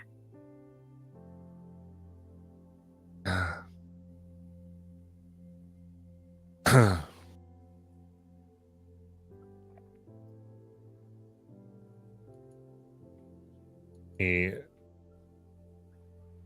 looks up, and he kind of points, and you saw a row of shops on the floor. You'll see that on different stories there seems to be other shop fronts. There's nothing that kind of connects them. Like there's no upper catwalk or anything, and there's no ladders or stairs. They do have storefronts and like a little place, like a little walkway to get in, but it's just ends. And he goes, Abu, I'm Harold. I welcome you, show you, and you gotta listen. And you see him like tune his ear, and he takes out this violin. Just begins to slowly play. You hear the note harmonize and meld with the music, and some of the crystals nearby glow, and he has this ether color about him, and he's lifted up to a storefront, and you see that crystal on the store, right on the storefront, seems to have been activated as he's played, and lifts him right on.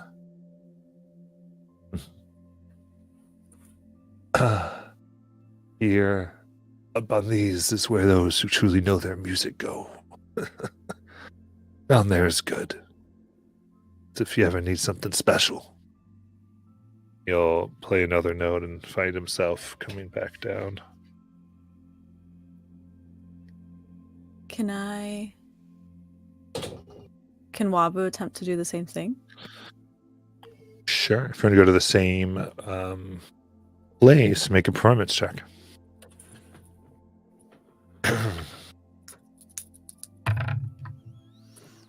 23. 23. You playing your pipes in your shell? Yeah, I think it would be it. Yeah. I think it would actually be the flute that I had put the flute in the shell. So he's kind of starts he flips this little switch on the front of his chest, and he starts pressing these buttons, and things inside of his shell start to sort of hiss as like hydraulic pressure pushes air through and sounds of a flute come out. It And it's the flute that, harmonizes.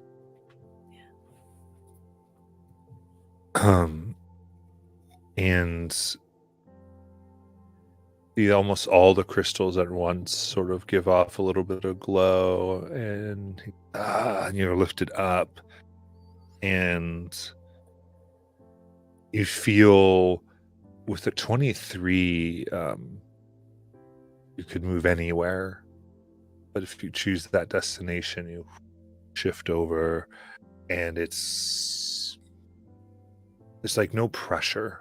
You don't feel your body weight shifting like other types of, like if ship hits rough waves where there's this feeling of weightlessness that's so odd. It's almost as if you're supported and carried by this. It's more like swimming. And it's as if the air itself pushed and moved you where you wanted to go, but in a gentle way that girded and supported you and slowly sets you down. He's gonna look back. It was Harold, right? Yeah. He looks back down at Harold, and he has just the biggest smile, and he's like, incredible.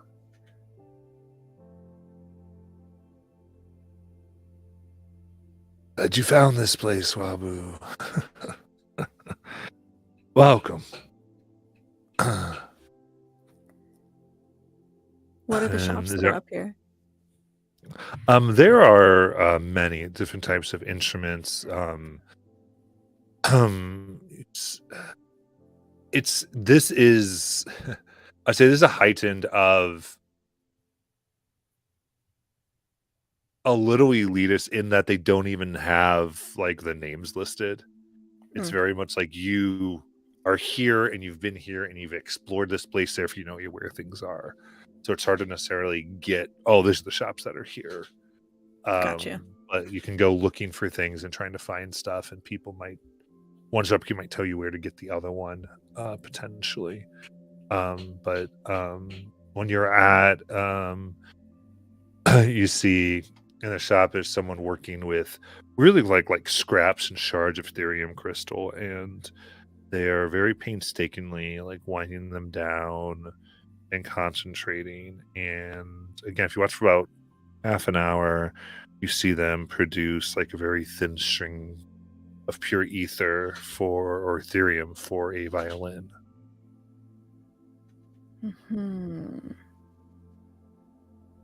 Gotcha.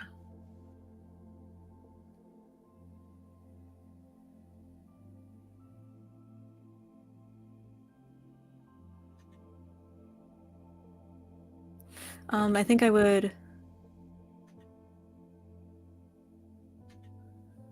return to Harold.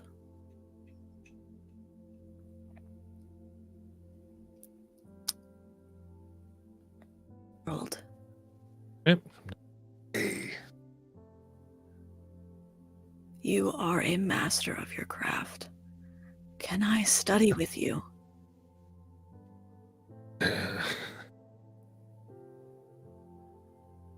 Perhaps a little bit.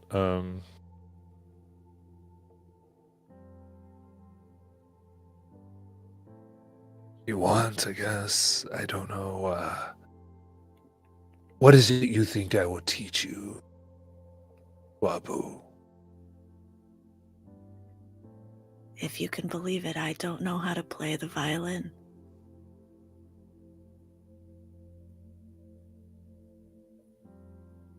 I'll teach you what I can. Good. And he points way up. It's in the top rows, just below where people are running. He goes, now, I say that, but there is a slat test. That is where our inn is at for just us. Gotta make it up there.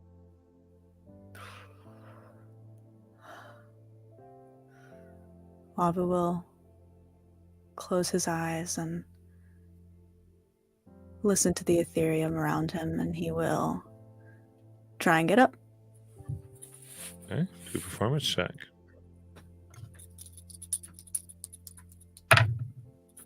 $24.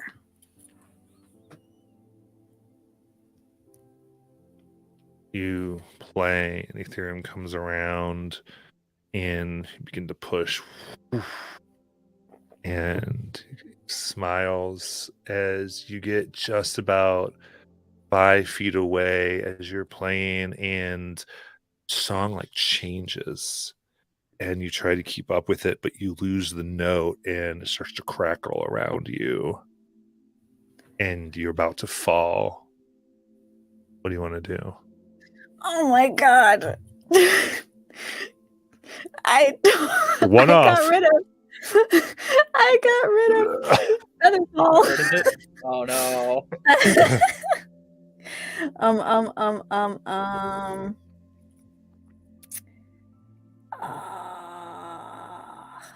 Okay. As I. Oh my god. Can I?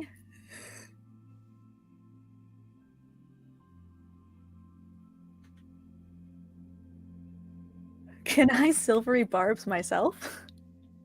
That would make you roll lower. Yeah, you take the You have lowest to take the roll. lowest roll. Ah, son of a gun. Yep. Okay. Yep. I guess I would be, as I'm waiting, I will wait until I'm falling, and before I hit the ground, I will do a like a thunder wave cantrip just to sort of break my fall.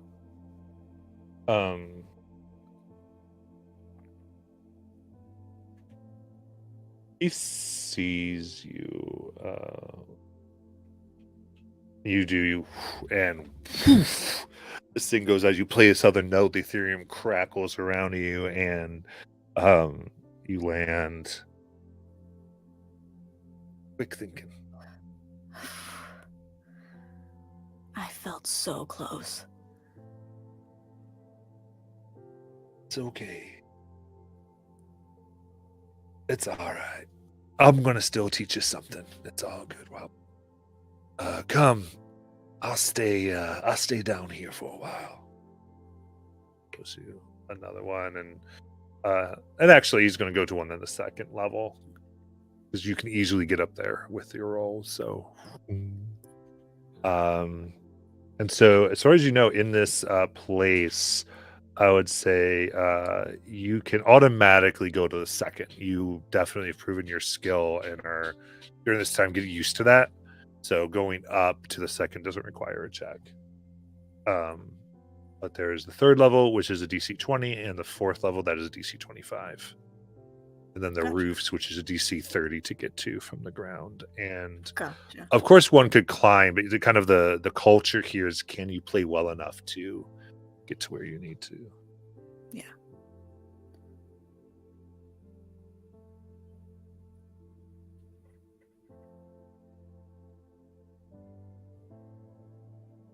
Kind of laughs at you a little bit.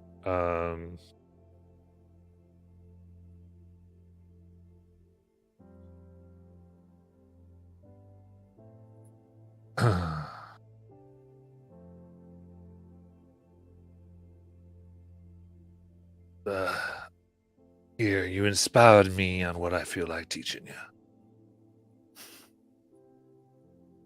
So, in addition, you are going to be able to work on your violin efficiency here, but you will also, for free, get a new spell that you can add to your list. Ooh. For doing this. I learned this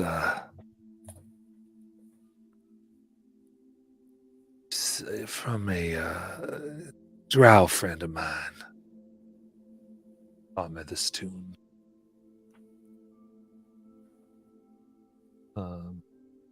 Post it for all to see over in mid game, but this is going to be the spell Accelerate, Deaccelerate.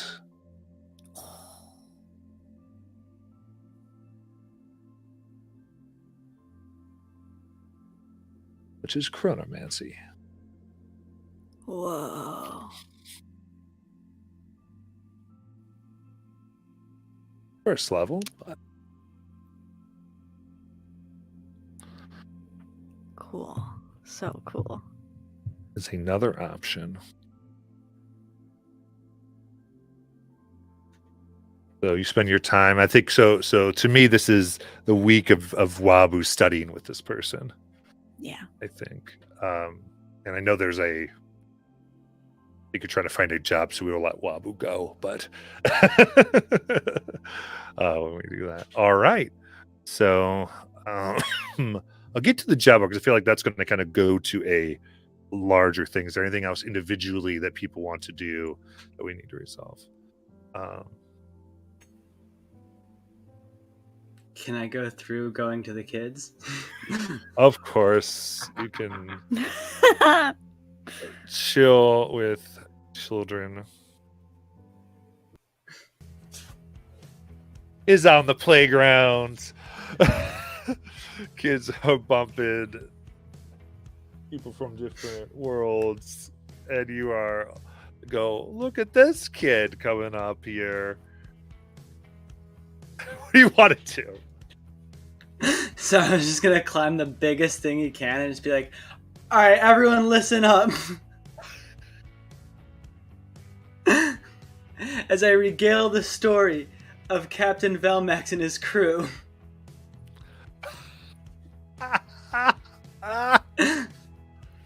Give me a performance check, my friend. All right.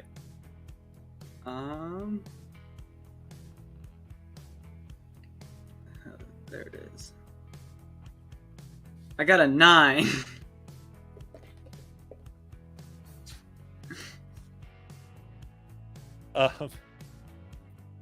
Kids listen after a while. This rather large astral tiefling child, a little older than you, 12 and a half, comes up and Azure Tiger goes, "Get down, you're a liar." And everyone starts, the kids kind of go, "Liar, liar, liar." And soon people sort of leave you and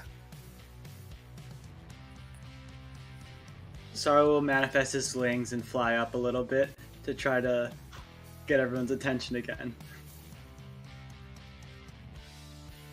oh, look, he can fly. But they're clearly impressed. Yeah. Yes, we have sailed many seas and seen one too many things, I would say. Dude, get down and play marbles. Okay, sounds fine. Like you don't have to lie to freaking get us with your friend. Come on. Sorrow loses interest in place. Perfect. And I say, as you're chilling with them, you can make a persuasion check. Cool. That's the wrong thing. But that's a 14 plus 4 for 18.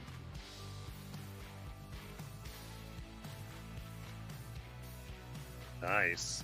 So I'll say during this time, like, kids kind of like you. If you ask a question, they might be willing to answer it. It's, you could, children know the secret places and see things that adults do when they don't notice them. So, like, you're in. So you may mark. So they're going to call themselves the Ether Brats. And so you may find and talk to the Ether Brats whenever you're in this area. Awesome. Should you wish to.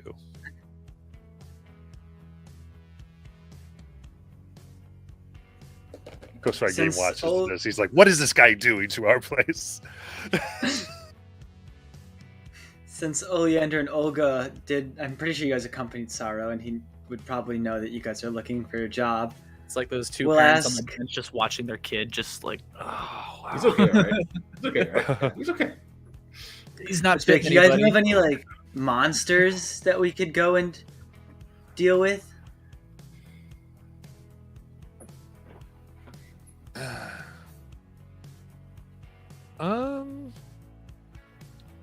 Make a persuasion check with advantage. I'll give you since you've already kind of worked with these kids.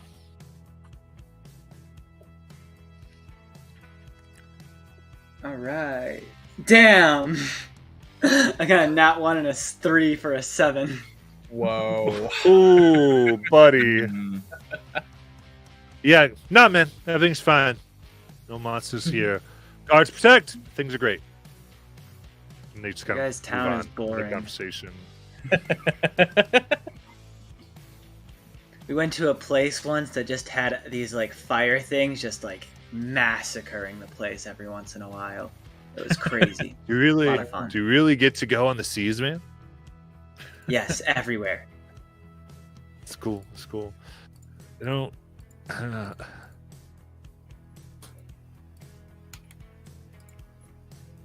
I think we're so boring.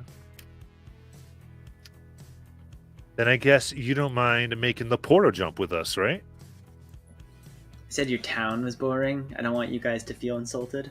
Well, it sounds boring. But It's so boring. yeah, You can that portal jump, sounds right? fun. Let's go. What is it? Yeah. You'll see when we get there, punk. Oh. Awesome. Come on. Let's go. Aiden's characters ain't going through portals. This is the Bully remake I was always waiting for. Yeah. Man. All right. So they go from this kind of playground that is generous. It is just seems to be a lot of scrap metal that has been softened, so it doesn't like cut kids, but like it is definitely mismatched and put together. Kind of this industrial area. definitely people had to like move here with their kids, and a place that really doesn't care, and so people just made something out of a space they could find for the kids to go to, and obviously some things that the kids had made themselves. And they lead you, Sorrow, through the streets into very narrow alleys that like only kids can fit through, and they're squeezing through, and so it is like a space of about 2 feet between two buildings. They kind of go, come on, and everyone kind of gets sideways and does the Mario shuffle down and gets to where it opens up very strangely to about 4 feet wide after about 50 feet. And it's where like these buildings just come at somewhat odd angles, just enough to open this area up. And there you see just these pillars of the dodecahedron teleportation area. It is massive, and you see the Ethereum rustling and the magic moving around, and it looks like, now that is ether jump, Sorrow. So, a few minutes, it charges, and if you run and hit and let yourself be taken by the ether, you come out on another part of the town. It's wild. So, only a few of us make it. Someone goes, I want to do it, Sorrow. I don't do it. Yeah, because you're a wuss. And, so, tough guy. Oh, Sarah also wanted to show off when everyone was going through the alley. He was going to just like climb over it using his wings that were now invisible to fly over it, actually. I also have a question. Are me and Olga able to keep up with these kids? I think we were gonna lose them at this point. You're not going to be able to go through that 2 feet, man. That is. I mean, yeah, clearly. But I That just is want to know, stone. like we're running, going through alleys to catch him behind. And we Yeah, get to this point, there's we're no intersecting alleys. This is just one of those odd constructions where the vision of this is it opens up and then it's just the water and these pillars. It's He'll be like fine. not He'll meant to be a way to get here. This He'll be shouldn't fine. He'll be fine. exist. Like this was just He'll be some fine. odd thing that kids found.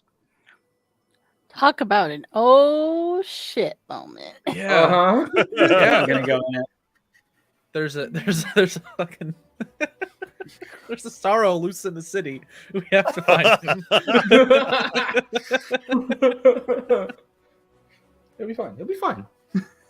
Start climbing over buildings. Just see like a shadow of a devil child just go whoo, over our heads, and we have no idea. So what's Star going to do? He's gonna try it. He's like, that sounds awesome. All right. Do I have to get like a running start? Do I just stand on it? You got to run and you got to time it so that the arcs happen just as you go. Kids lose fingers from this. So, look, he's got plenty to spare, I'm sure. He's all this magic he sees. And it kind of goes, Jay, go. And Jay here, who is kind of very androgynous, a non-binary, just sitting on nods, and red hair, fiery eyes, deep freckles, kind of puts their body and just runs down, and you see the arcs of ether form, and they jump, and you see that they have aimed themselves very carefully.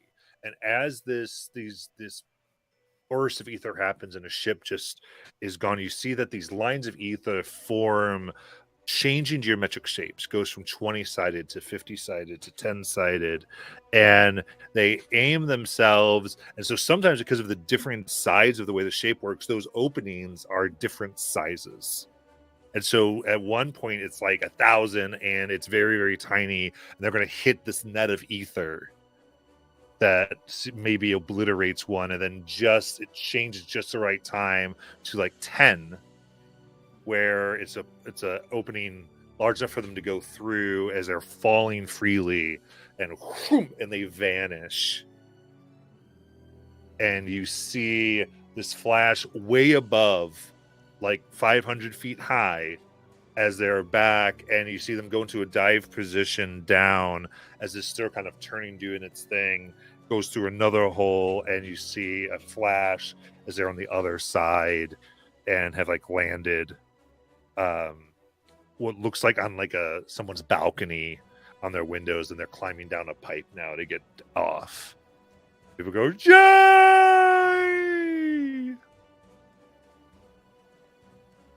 Do I have to stick the second landing? Go. It's about crossing through the ether, man. I mean, you could cheat and use your wings if you're scared.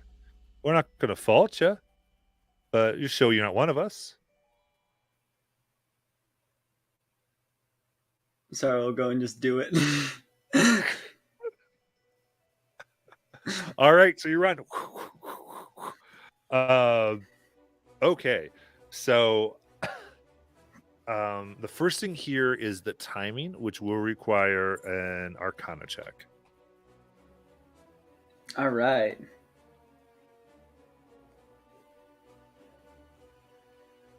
Nat 20 for a 25. Amazing. Do a backflip. So we'll definitely be doing tricks because he's been challenged. Okay. That 25. Just take over, my sir. Tell me what insanity you come up with. You can go anywhere at this point. Yes! So I was gonna land, like, do the same thing where he falls back onto it, and then he wants to shoot back upwards, like, basically come out of, like, the ground instead of the side of something, using the momentum to just, like, fling himself up, and then just casually fly back down. And, like, as he's going up, just do, like, a bunch of backflips and, like, star poses. Play rock, paper, scissors with himself, and, like, chopsticks and things like that. Going everywhere. Like, he did a quintuple as you go through 5 different portals and finally come down. I'm gonna say you're able to do this person to climb down, and as they stick the landing, you appear like next to them.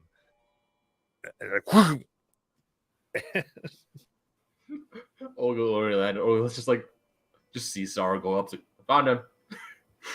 What? No, he's over there. Hey, wait. Nope. You guys' games are really cool. I could imagine you guys like next to like 2 fishermen, you know, that are like chilling. Yeah. You guys are like, that's where I say like, yep. Lost a kid, you know. Stupid kids are gonna kill themselves, and Tell me about it. For one of those,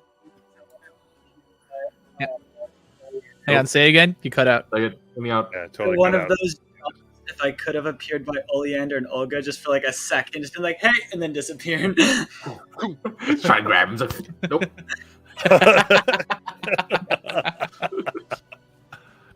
Absolutely. Amazing. And for that case, you got a little bit of pull. You have advantage on social rolls with the with these kids. So there are the Ether Brats, and so you can mark that. Make sure you remember. Anything else? Because we've got that. He's so useful. Well, so like I know that everyone had their own thing. Everyone's like, "Oh, I'm gonna do this. I'm gonna do this. I'm gonna do this," and like everyone gave like the low deal when they were doing the histories, and I'm like, "Oh, that secret fighting pit. That seems very interesting. It's definitely in a place to this." And you guys like leave, and I'm like, "Well, I'll be at the fighting pit," and so that's what I. We can resolve that at the very end, but that's what Valmex goes to do. Absolutely, yeah. Makes sense to me. And then I don't really, think it's I just don't think I said what I was doing. Yeah. yeah, it's all good. I just So got to just figure out where. rejoin Oleander Yeah. and Olga and brag about how cool he was. Just gonna very confused whether to be stern or to be cheering him. Do we endorse this? I'm so confused. I don't even know where to begin. All that matters is now I'm the coolest kid in town. Just Olga just puts one hand on. sorry. Shoulder just pats it. I'm glad you're safe. That's all I got. I love that. Like, not really my kid, but I care about this kid. Okay, gotta figure out what to do here. Go, Karen. Anything you want to do? I was just going to go and do the supply run. I don't know if Captain Velmax is coming with me to do it, but that was what I was planning on doing. And I guess like listen to the gossip around town, but just like listen to it. Okay. Got it. Give me. I mean, should get like. Okay, so what are you trying to do? You trying to like, kind of get the gossip, like talk to people, basically. No, I'm just gonna like hear what people are talking about, like in like as I walk the streets, kind of thing. Like, and it could be anything. It could be like, I don't know, so and so is having an affair, and she'll be like, "Oh wow, this is intense," and she's like just like walking through, listening. Or it could be like, I don't know, somebody's chicken got stolen, or anything. Just so Have you guys seen those egg prices lately? Those egg prices. Amazing. Very cool. But if there is something suspicious, that would be extra. You can make a perception or a persuasion check. I'm gonna do persuasion.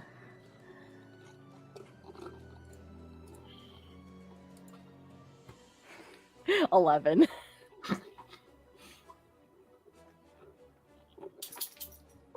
Okay.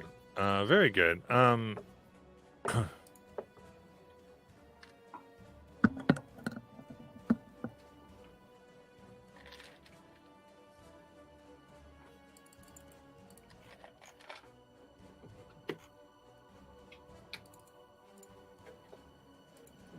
Okay.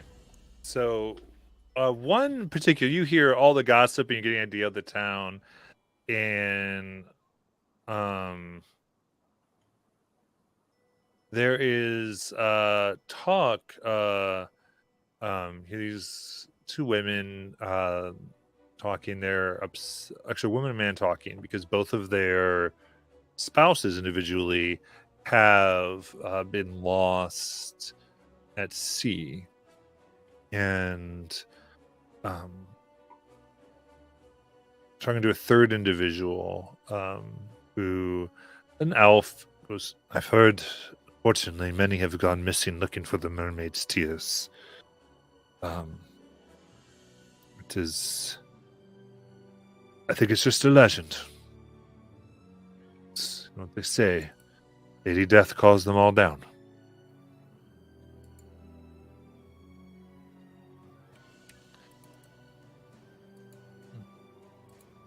So you get that. And Karen kind of like thinks to herself, mermaid's tears. people going missing looking for them. Perhaps this is a time to bring it to the captain and we could see what gossip there is in the tavern.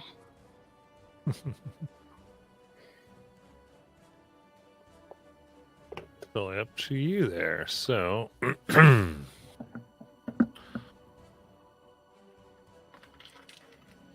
all right. Cool. So you got a little thing you can try to figure out there.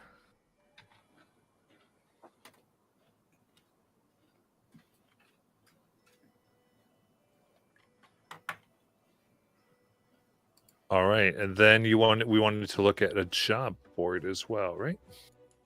Yes, sir.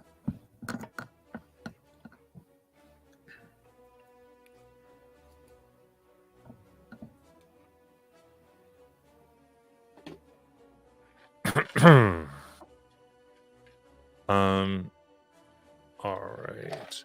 So I'll say, yeah, look at the job thing, and then the fighting pit.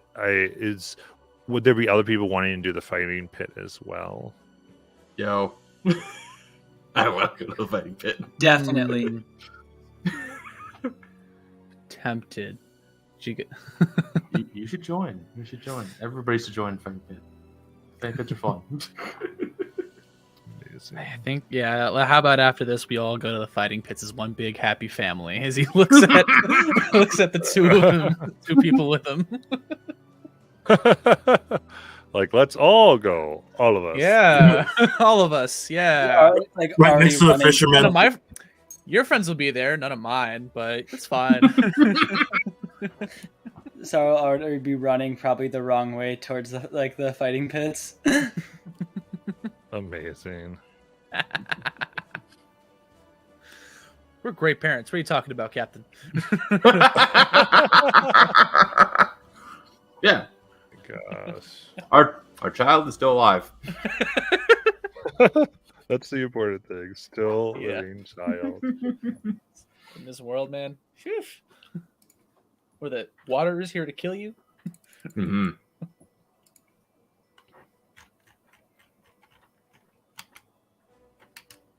The water's here to kill you. Yeah. It is. It's there to do that.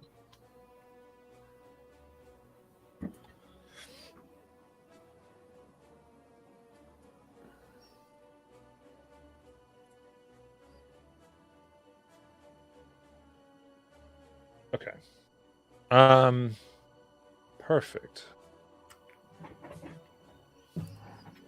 So they're kind of looking at kind of what could be done. Is interesting. You come to a place. This is actually, I would say, likely here. Kithrak and Oleander and Ogre, you're gonna, and I guess since Saro's here, are likely to kind of hit each other or run into each other once more. And there are, as you're getting close, because this is around the fighting area where actually, I'm sorry, I got the wrong thing in mind. That'd be the casino. So actually, near the casino is where you three go. He's going near the fighting pit. There are signs like "Remember, don't kill cats." Very specifically, as well as some other things, and there you do see that it is very interesting. There are people who just you look at each other and you're all like, "Oh wow, we're all pirates," kind of hanging around here amongst a place where people put listings on a board, and they do put up. And what's funny is it's like they'll put something up that is almost immediately taken down. And the culture you see a little bit is that someone has to like take their finger off of the notice they put up before someone's allowed to grab it. But there is almost a fight that breaks out when someone puts it up, and they almost get pushed out of the way. And so it's very much like this idea of you see this man coming up, and he's got his listing. Everyone's looking at him, and he's always got the tack in it. and he just quickly hits it and just tries to book it as fast as he can away from the job board. As all these blokes just start punching each other and trying to grab this listing. As soon as somebody gets it, everything kind of shadows down. They go, ah! All right. Olgo's just standing. I'm ready for the next one. I'm gonna hold that thought because I'm gonna wait for that first fight to start and end. And as I see a victor come out with the thing in hand, I want to strike a conversation with them. Oh, just one little thing. Some rules, okay. Sure. They come out. Go, what? Cool. Back off. I'm sorry. I have something in my throat real quick, and I'm gonna clear my throat. And then it's just verbal, so I'll just clear my throat, look at him, and say, "Drop it," as I cast command. Just have him drop the post, so that I may grab it and leave. Okay, you're breaking some social rules, my friends. Oh no! One gets shanked right here. Hey, pirates! I don't care. I'll break rules. Okay, that is a 10. You had to beat a 16. Oh no. Okay, it goes. And he drops it. People look. There you go. Like at some look in the crowd kind of looks, and there's like this, like, what the hell? Bye, and I'll walk off. He magicked me, and right away. Before he finishes that sentence, Olgo's just gonna knock him in the chin, just try to knock him out, and then run away.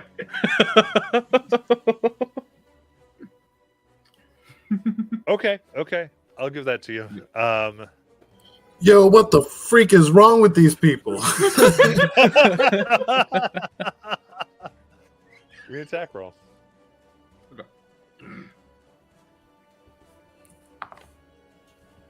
That is a cannot math right now. That is a 15 to hit. 15. Okay, that'll do it. Go ahead and do your what is your damage there for your fists? Unarmed strike. 5. 5. Okay. So for the knockout, they need to do a con save. We're gonna say, I see you're big and you're doing, so I'm gonna add 5 to that. So we'll see a DC 10. I get 19 on that one. So they're gonna just don't even move. They just look at you like. All right, run. Bye. Sorry, I have to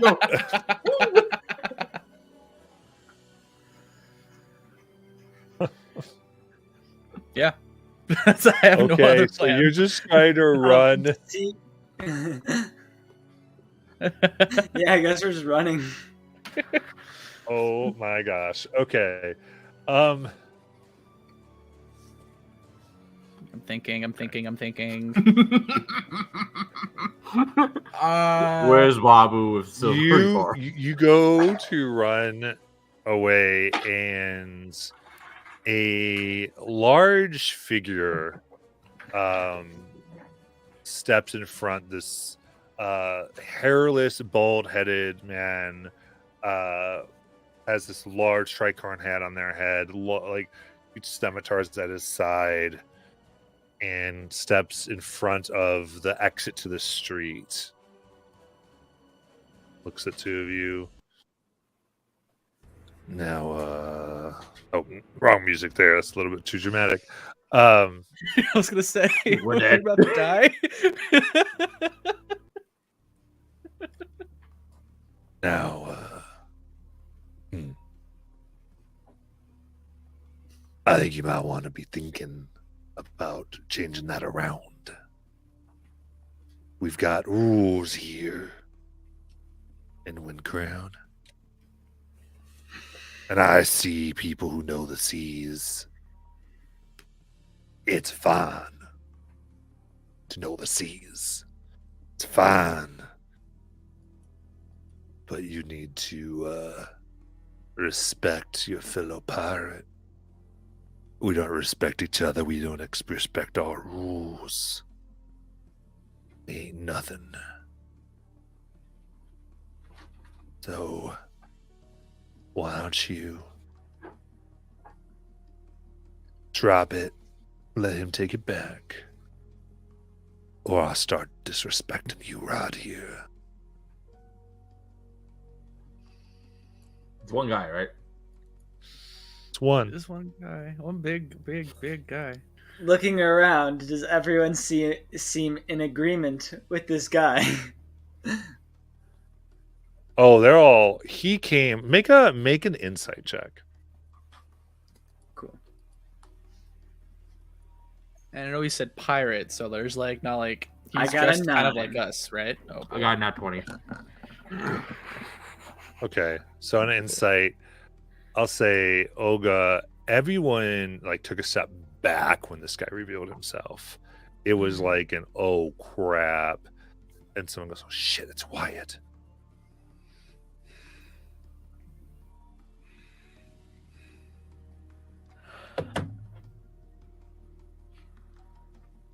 Molly. Calm down, Molly. Calm down. I know. I'm trying to be calm too. Oh boy. Okay. Now I don't want to fuck up on day one. Olga is gonna just size up to him, chest out.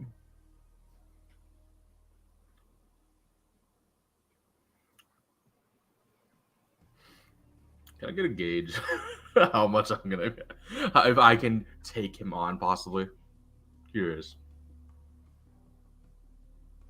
With a natural 20 insight, I will tell you he is CR15. Oh no! Yeah, I know. No. I think you should give him back the thing you took. No, to Oleander. You see scars coming down this person. There are gunshots. He carries himself with this confidence of leadership and combat. You see hands that you think could tear a man's head off.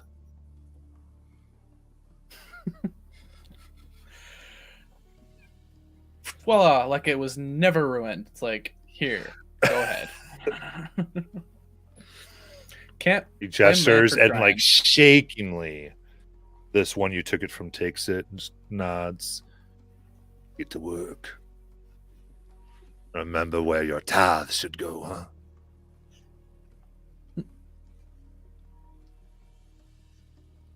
Now you two, you three. Get work fair, that's fine. You don't respect what we do here.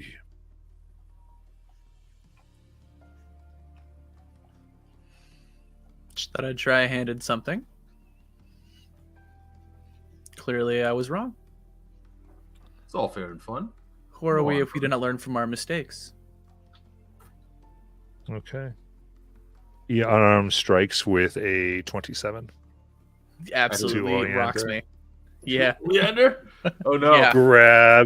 Grabs your hand and pinches it, and you feel like the bone's about to crush and come off in a moment.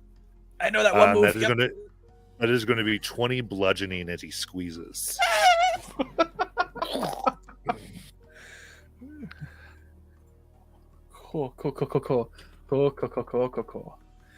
All right. Next I know time you want to try your hand, think if you want to keep it. Yes, sir. Let's go. Holding back tears.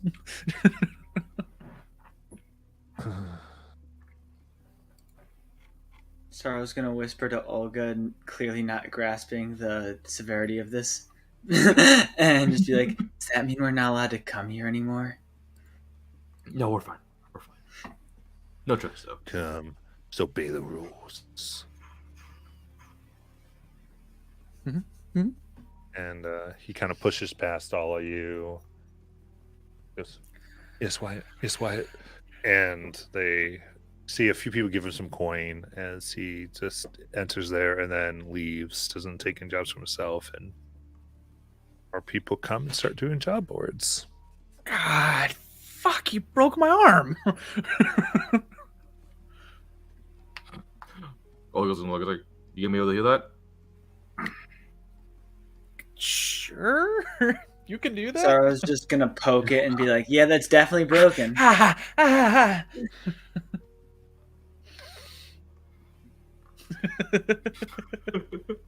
Yeah. Holy crap. I have no idea who this guy is. You're fine. You're fine. Yeah, you're fine.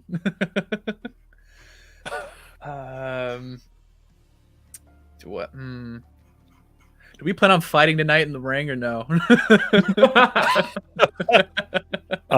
might want to sit down for that one. If you'd like to try to get a job at that job board, you may still do so. Yeah, we try to get into the thing. Okay. Yeah.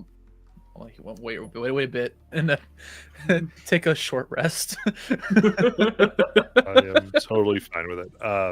You. Damn.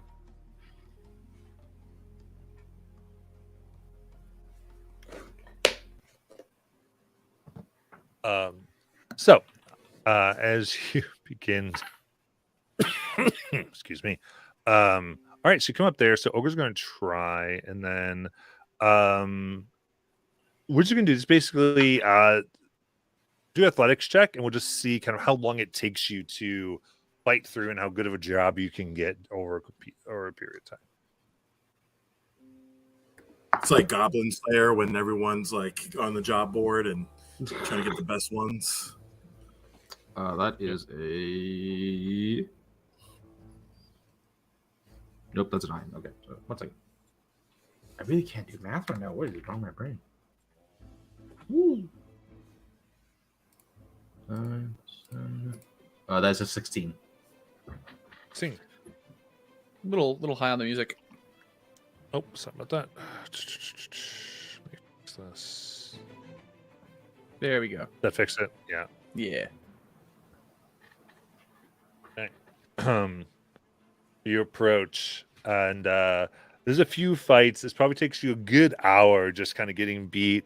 You're gonna take a good 10 bludgeoning damage just in this fight with people, losing a few, until you finally come away here with a job assignment.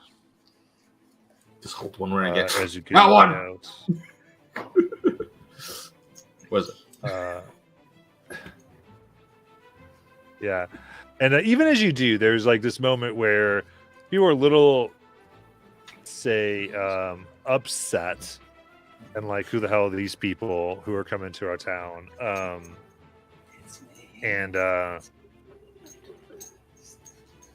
But get accepted.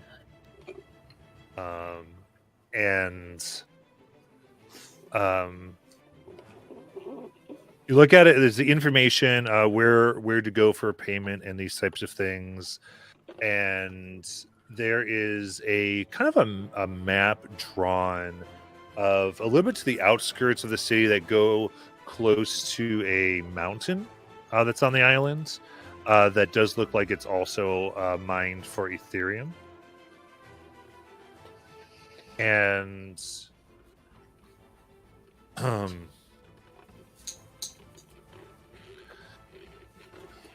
essentially it's very simple. It's simply it's from a place that simply calls themselves the Neighborhood Watch, and they'll give a location, which is really amongst the town square, to like kind of find them and where they might be more than an address. But on this map, it circles where somebody says unlicensed animals.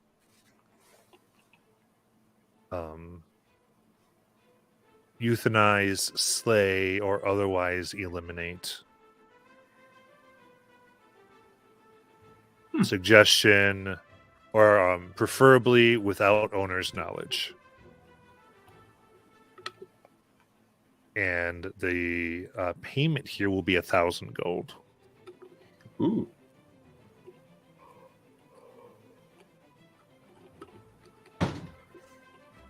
I'm gonna go show that to Oleander and Sarah. Blimey.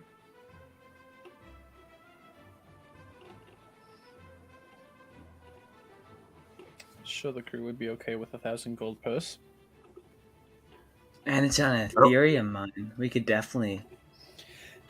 That's. I don't know how I feel about the slave without owners knowing. That's. If we don't like it, we can always go, but why not look just for saying we did it? Mining Ethereum. Does Ethereum come from more than just immersions, or is that something like that's just an alternative? That's right? part of it. Yeah. Okay. Right. Yeah. So There was a hearing that- mass recurring thing here. Yeah. It's the emergence is this way to make it massively without having to mine it. Right. But like hearing that, Oleander's like little still touchy on that subject of just like Ethereum in general. So that's like the forefront of his mind right now. Okay. Let's bring it to the captain. All right. Let's go blow off some steam. Olga, invisibly still angry, kind of the whole situation that before happened. Yeah, I'm still cradling my arm. Just like, be fine for tonight. Just need a little rest.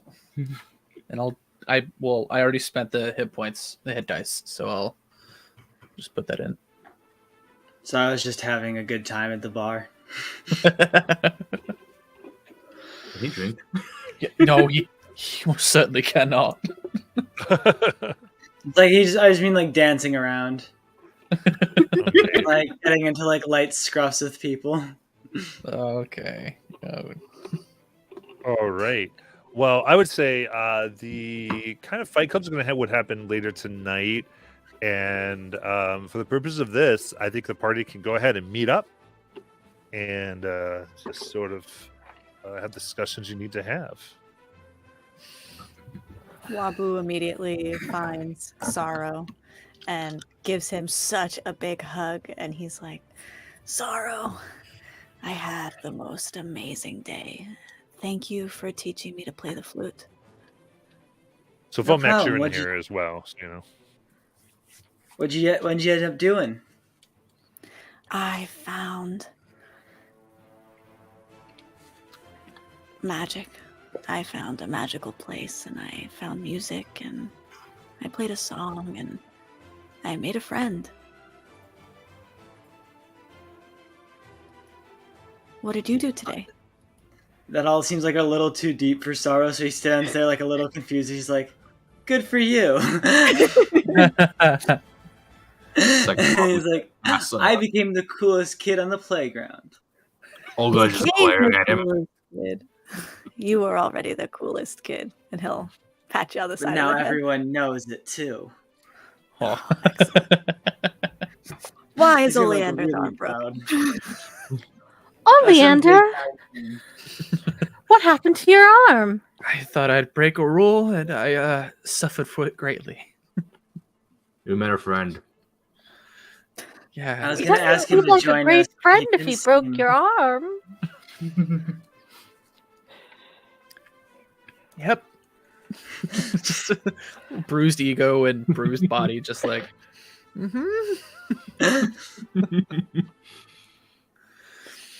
To get a job, pays a lot.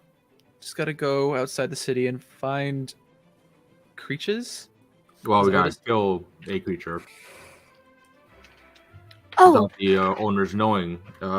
Pays 1,000 gold. Don't know what the creature is. I just get the feeling that we're killing someone's pet. Yeah, a little bit. I'm also wondering maybe if it's a pet that grew too big and ate It does- somebody. It does say unlicensed animal, so possibly it's like a pet that you shouldn't have. Like a big cat. Yeah, like a big cat, or A a bear dragon, a bear. Or a dragon. or a dragon. I Dragons also usually found don't out. become pets. I also found out in the market, apparently, there's some people going missing. They were looking for something like called mermaid's tears, but that I know of, I don't think my tears do anything. So it must be a different mermaid.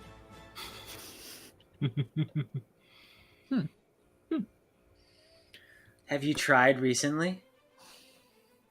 When was the last time you truly cried? When's the last time you've attempted something with your tears? You know, not recently. I'll try to You think about want me something to- similar. You want Something me to play a sad. sad song? Sure. Okay. I will play a very sad song. Karen attempts to squeeze out some tears. I'm trying to cry, I promise. Olga will join and try to sing a sad song.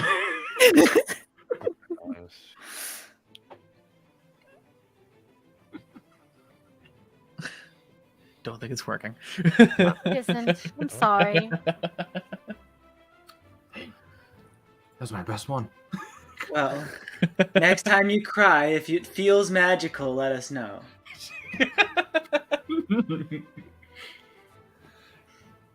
Amazing. I cried today, but they were tears of happiness. So maybe we could make you really happy. And then you could cry instead of having to be sad. That's always possible. I'll play a really happy song.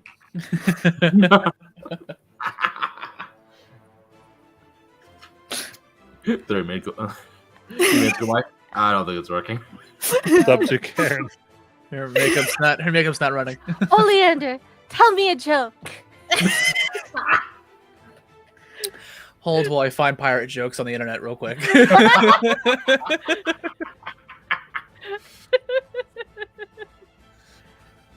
I believe we just kind of just met up. I'm guessing back on the boat or around the dock or a tavern. Wherever you guys would like to be, I think it's fine with me. Probably a tavern. I would say, what's Velmax is here? What's he saying here? He's the captain. He would have told us where to meet. Yeah. I mean, I did. I was at the pits, right? I'm probably, if we do go to where I was at instead I was at originally, I am probably preoccupied watching the pits and not paying attention to what you guys are saying. I probably So I'd say, so in that case, this is a very so this is like in the place where you enter in here. Then I'd say is actually a tea shop.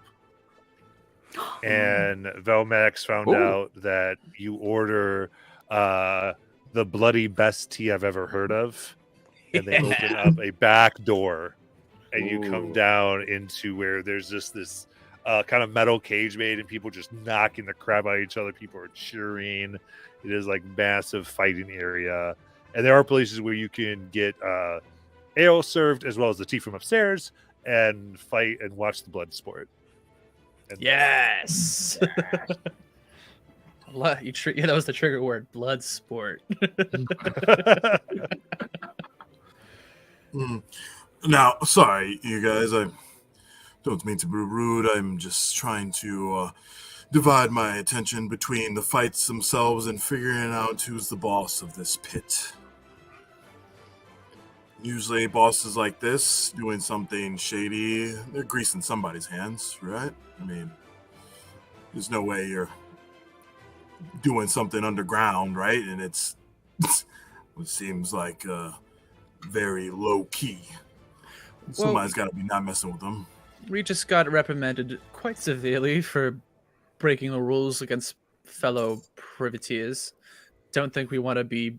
How did that man say it? Deal out disrespect without knowing we were disrespecting somebody. I think. Yeah, I think I've explained this already, and you have all obviously not learned. But at least somebody was able to give you something to remember it by, and I tap him in the arm. It's still a little sore. Not hard, but just a little. Remember, you guys, there's no respect unless it is mutual. Pirates are pirates, sure, but If we don't have any respect for each other, then what the fuck are we even doing it for? Anyways, if anyone wants to help me, some of you guys have more keen eyes than I do in reading people. I need to figure out who possibly runs the show. Maybe someone that's taking all the bets, or someone that's, looks like a lot of people are coming to them. Can Wabu do a insight check? Or perception or whatever? Yeah. I'll go do one If too. any of you guys do want to fight, I think this would be a good time. I'll happily fight. Yeah, Olga in the pit. Let's say I'll do a couple of swings, just make sure I'm ready. Now, Matt, are these is this a fist fall brawl? Is this like a brawl, swords to the death? Like, what are we seeing here? This is you see variety. The most popular. So right now there's a few one-on-ones. I would say, Wabu, you would do an insight check. Yeah. What'd you get? 21. Okay. I got 10. Information I'm able to get here is you're able to, and Wabu, I'm going to assume you're doing a little bit of your Disney princess stuff down here as well. Excellent. I'm going around, and you get that this place, kind of during the day, it's like kind of these light one-on-ones, but the big money and bets come on the group fights that occur. Ooh. The one-on-ones are fisticuffs essentially, but the group fights are kind of no holds bar, except that it is very much when someone kind of says yield. It's kind of a yield type of thing that is not to the death. It's like don't kill each other. Very much that way, though. You might get someone very close to death. And as you're trying to determine who maybe runs this, in the back you do see a hairless, large gentleman who's sitting in his own booth. And here, very interesting, he sits there and he's sipping a large thing of arrows. Some people come to him and he kind of nods. But he has his hat off, and next to him, that when kind of looks at, is this what looks like the scalp of hair that's next to him. Sometimes he sips and stares at, and kind of looks back and looks around.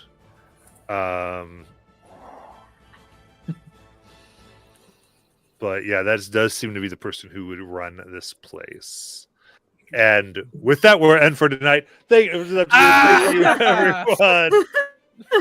for this. We'll be back next week for animal elimination, possibly fighting. So we will see you then. Oh, thank you all, and we're gonna do a review, and we'll see all you're watching next week. Peace and love, everybody. Love. Peace and love.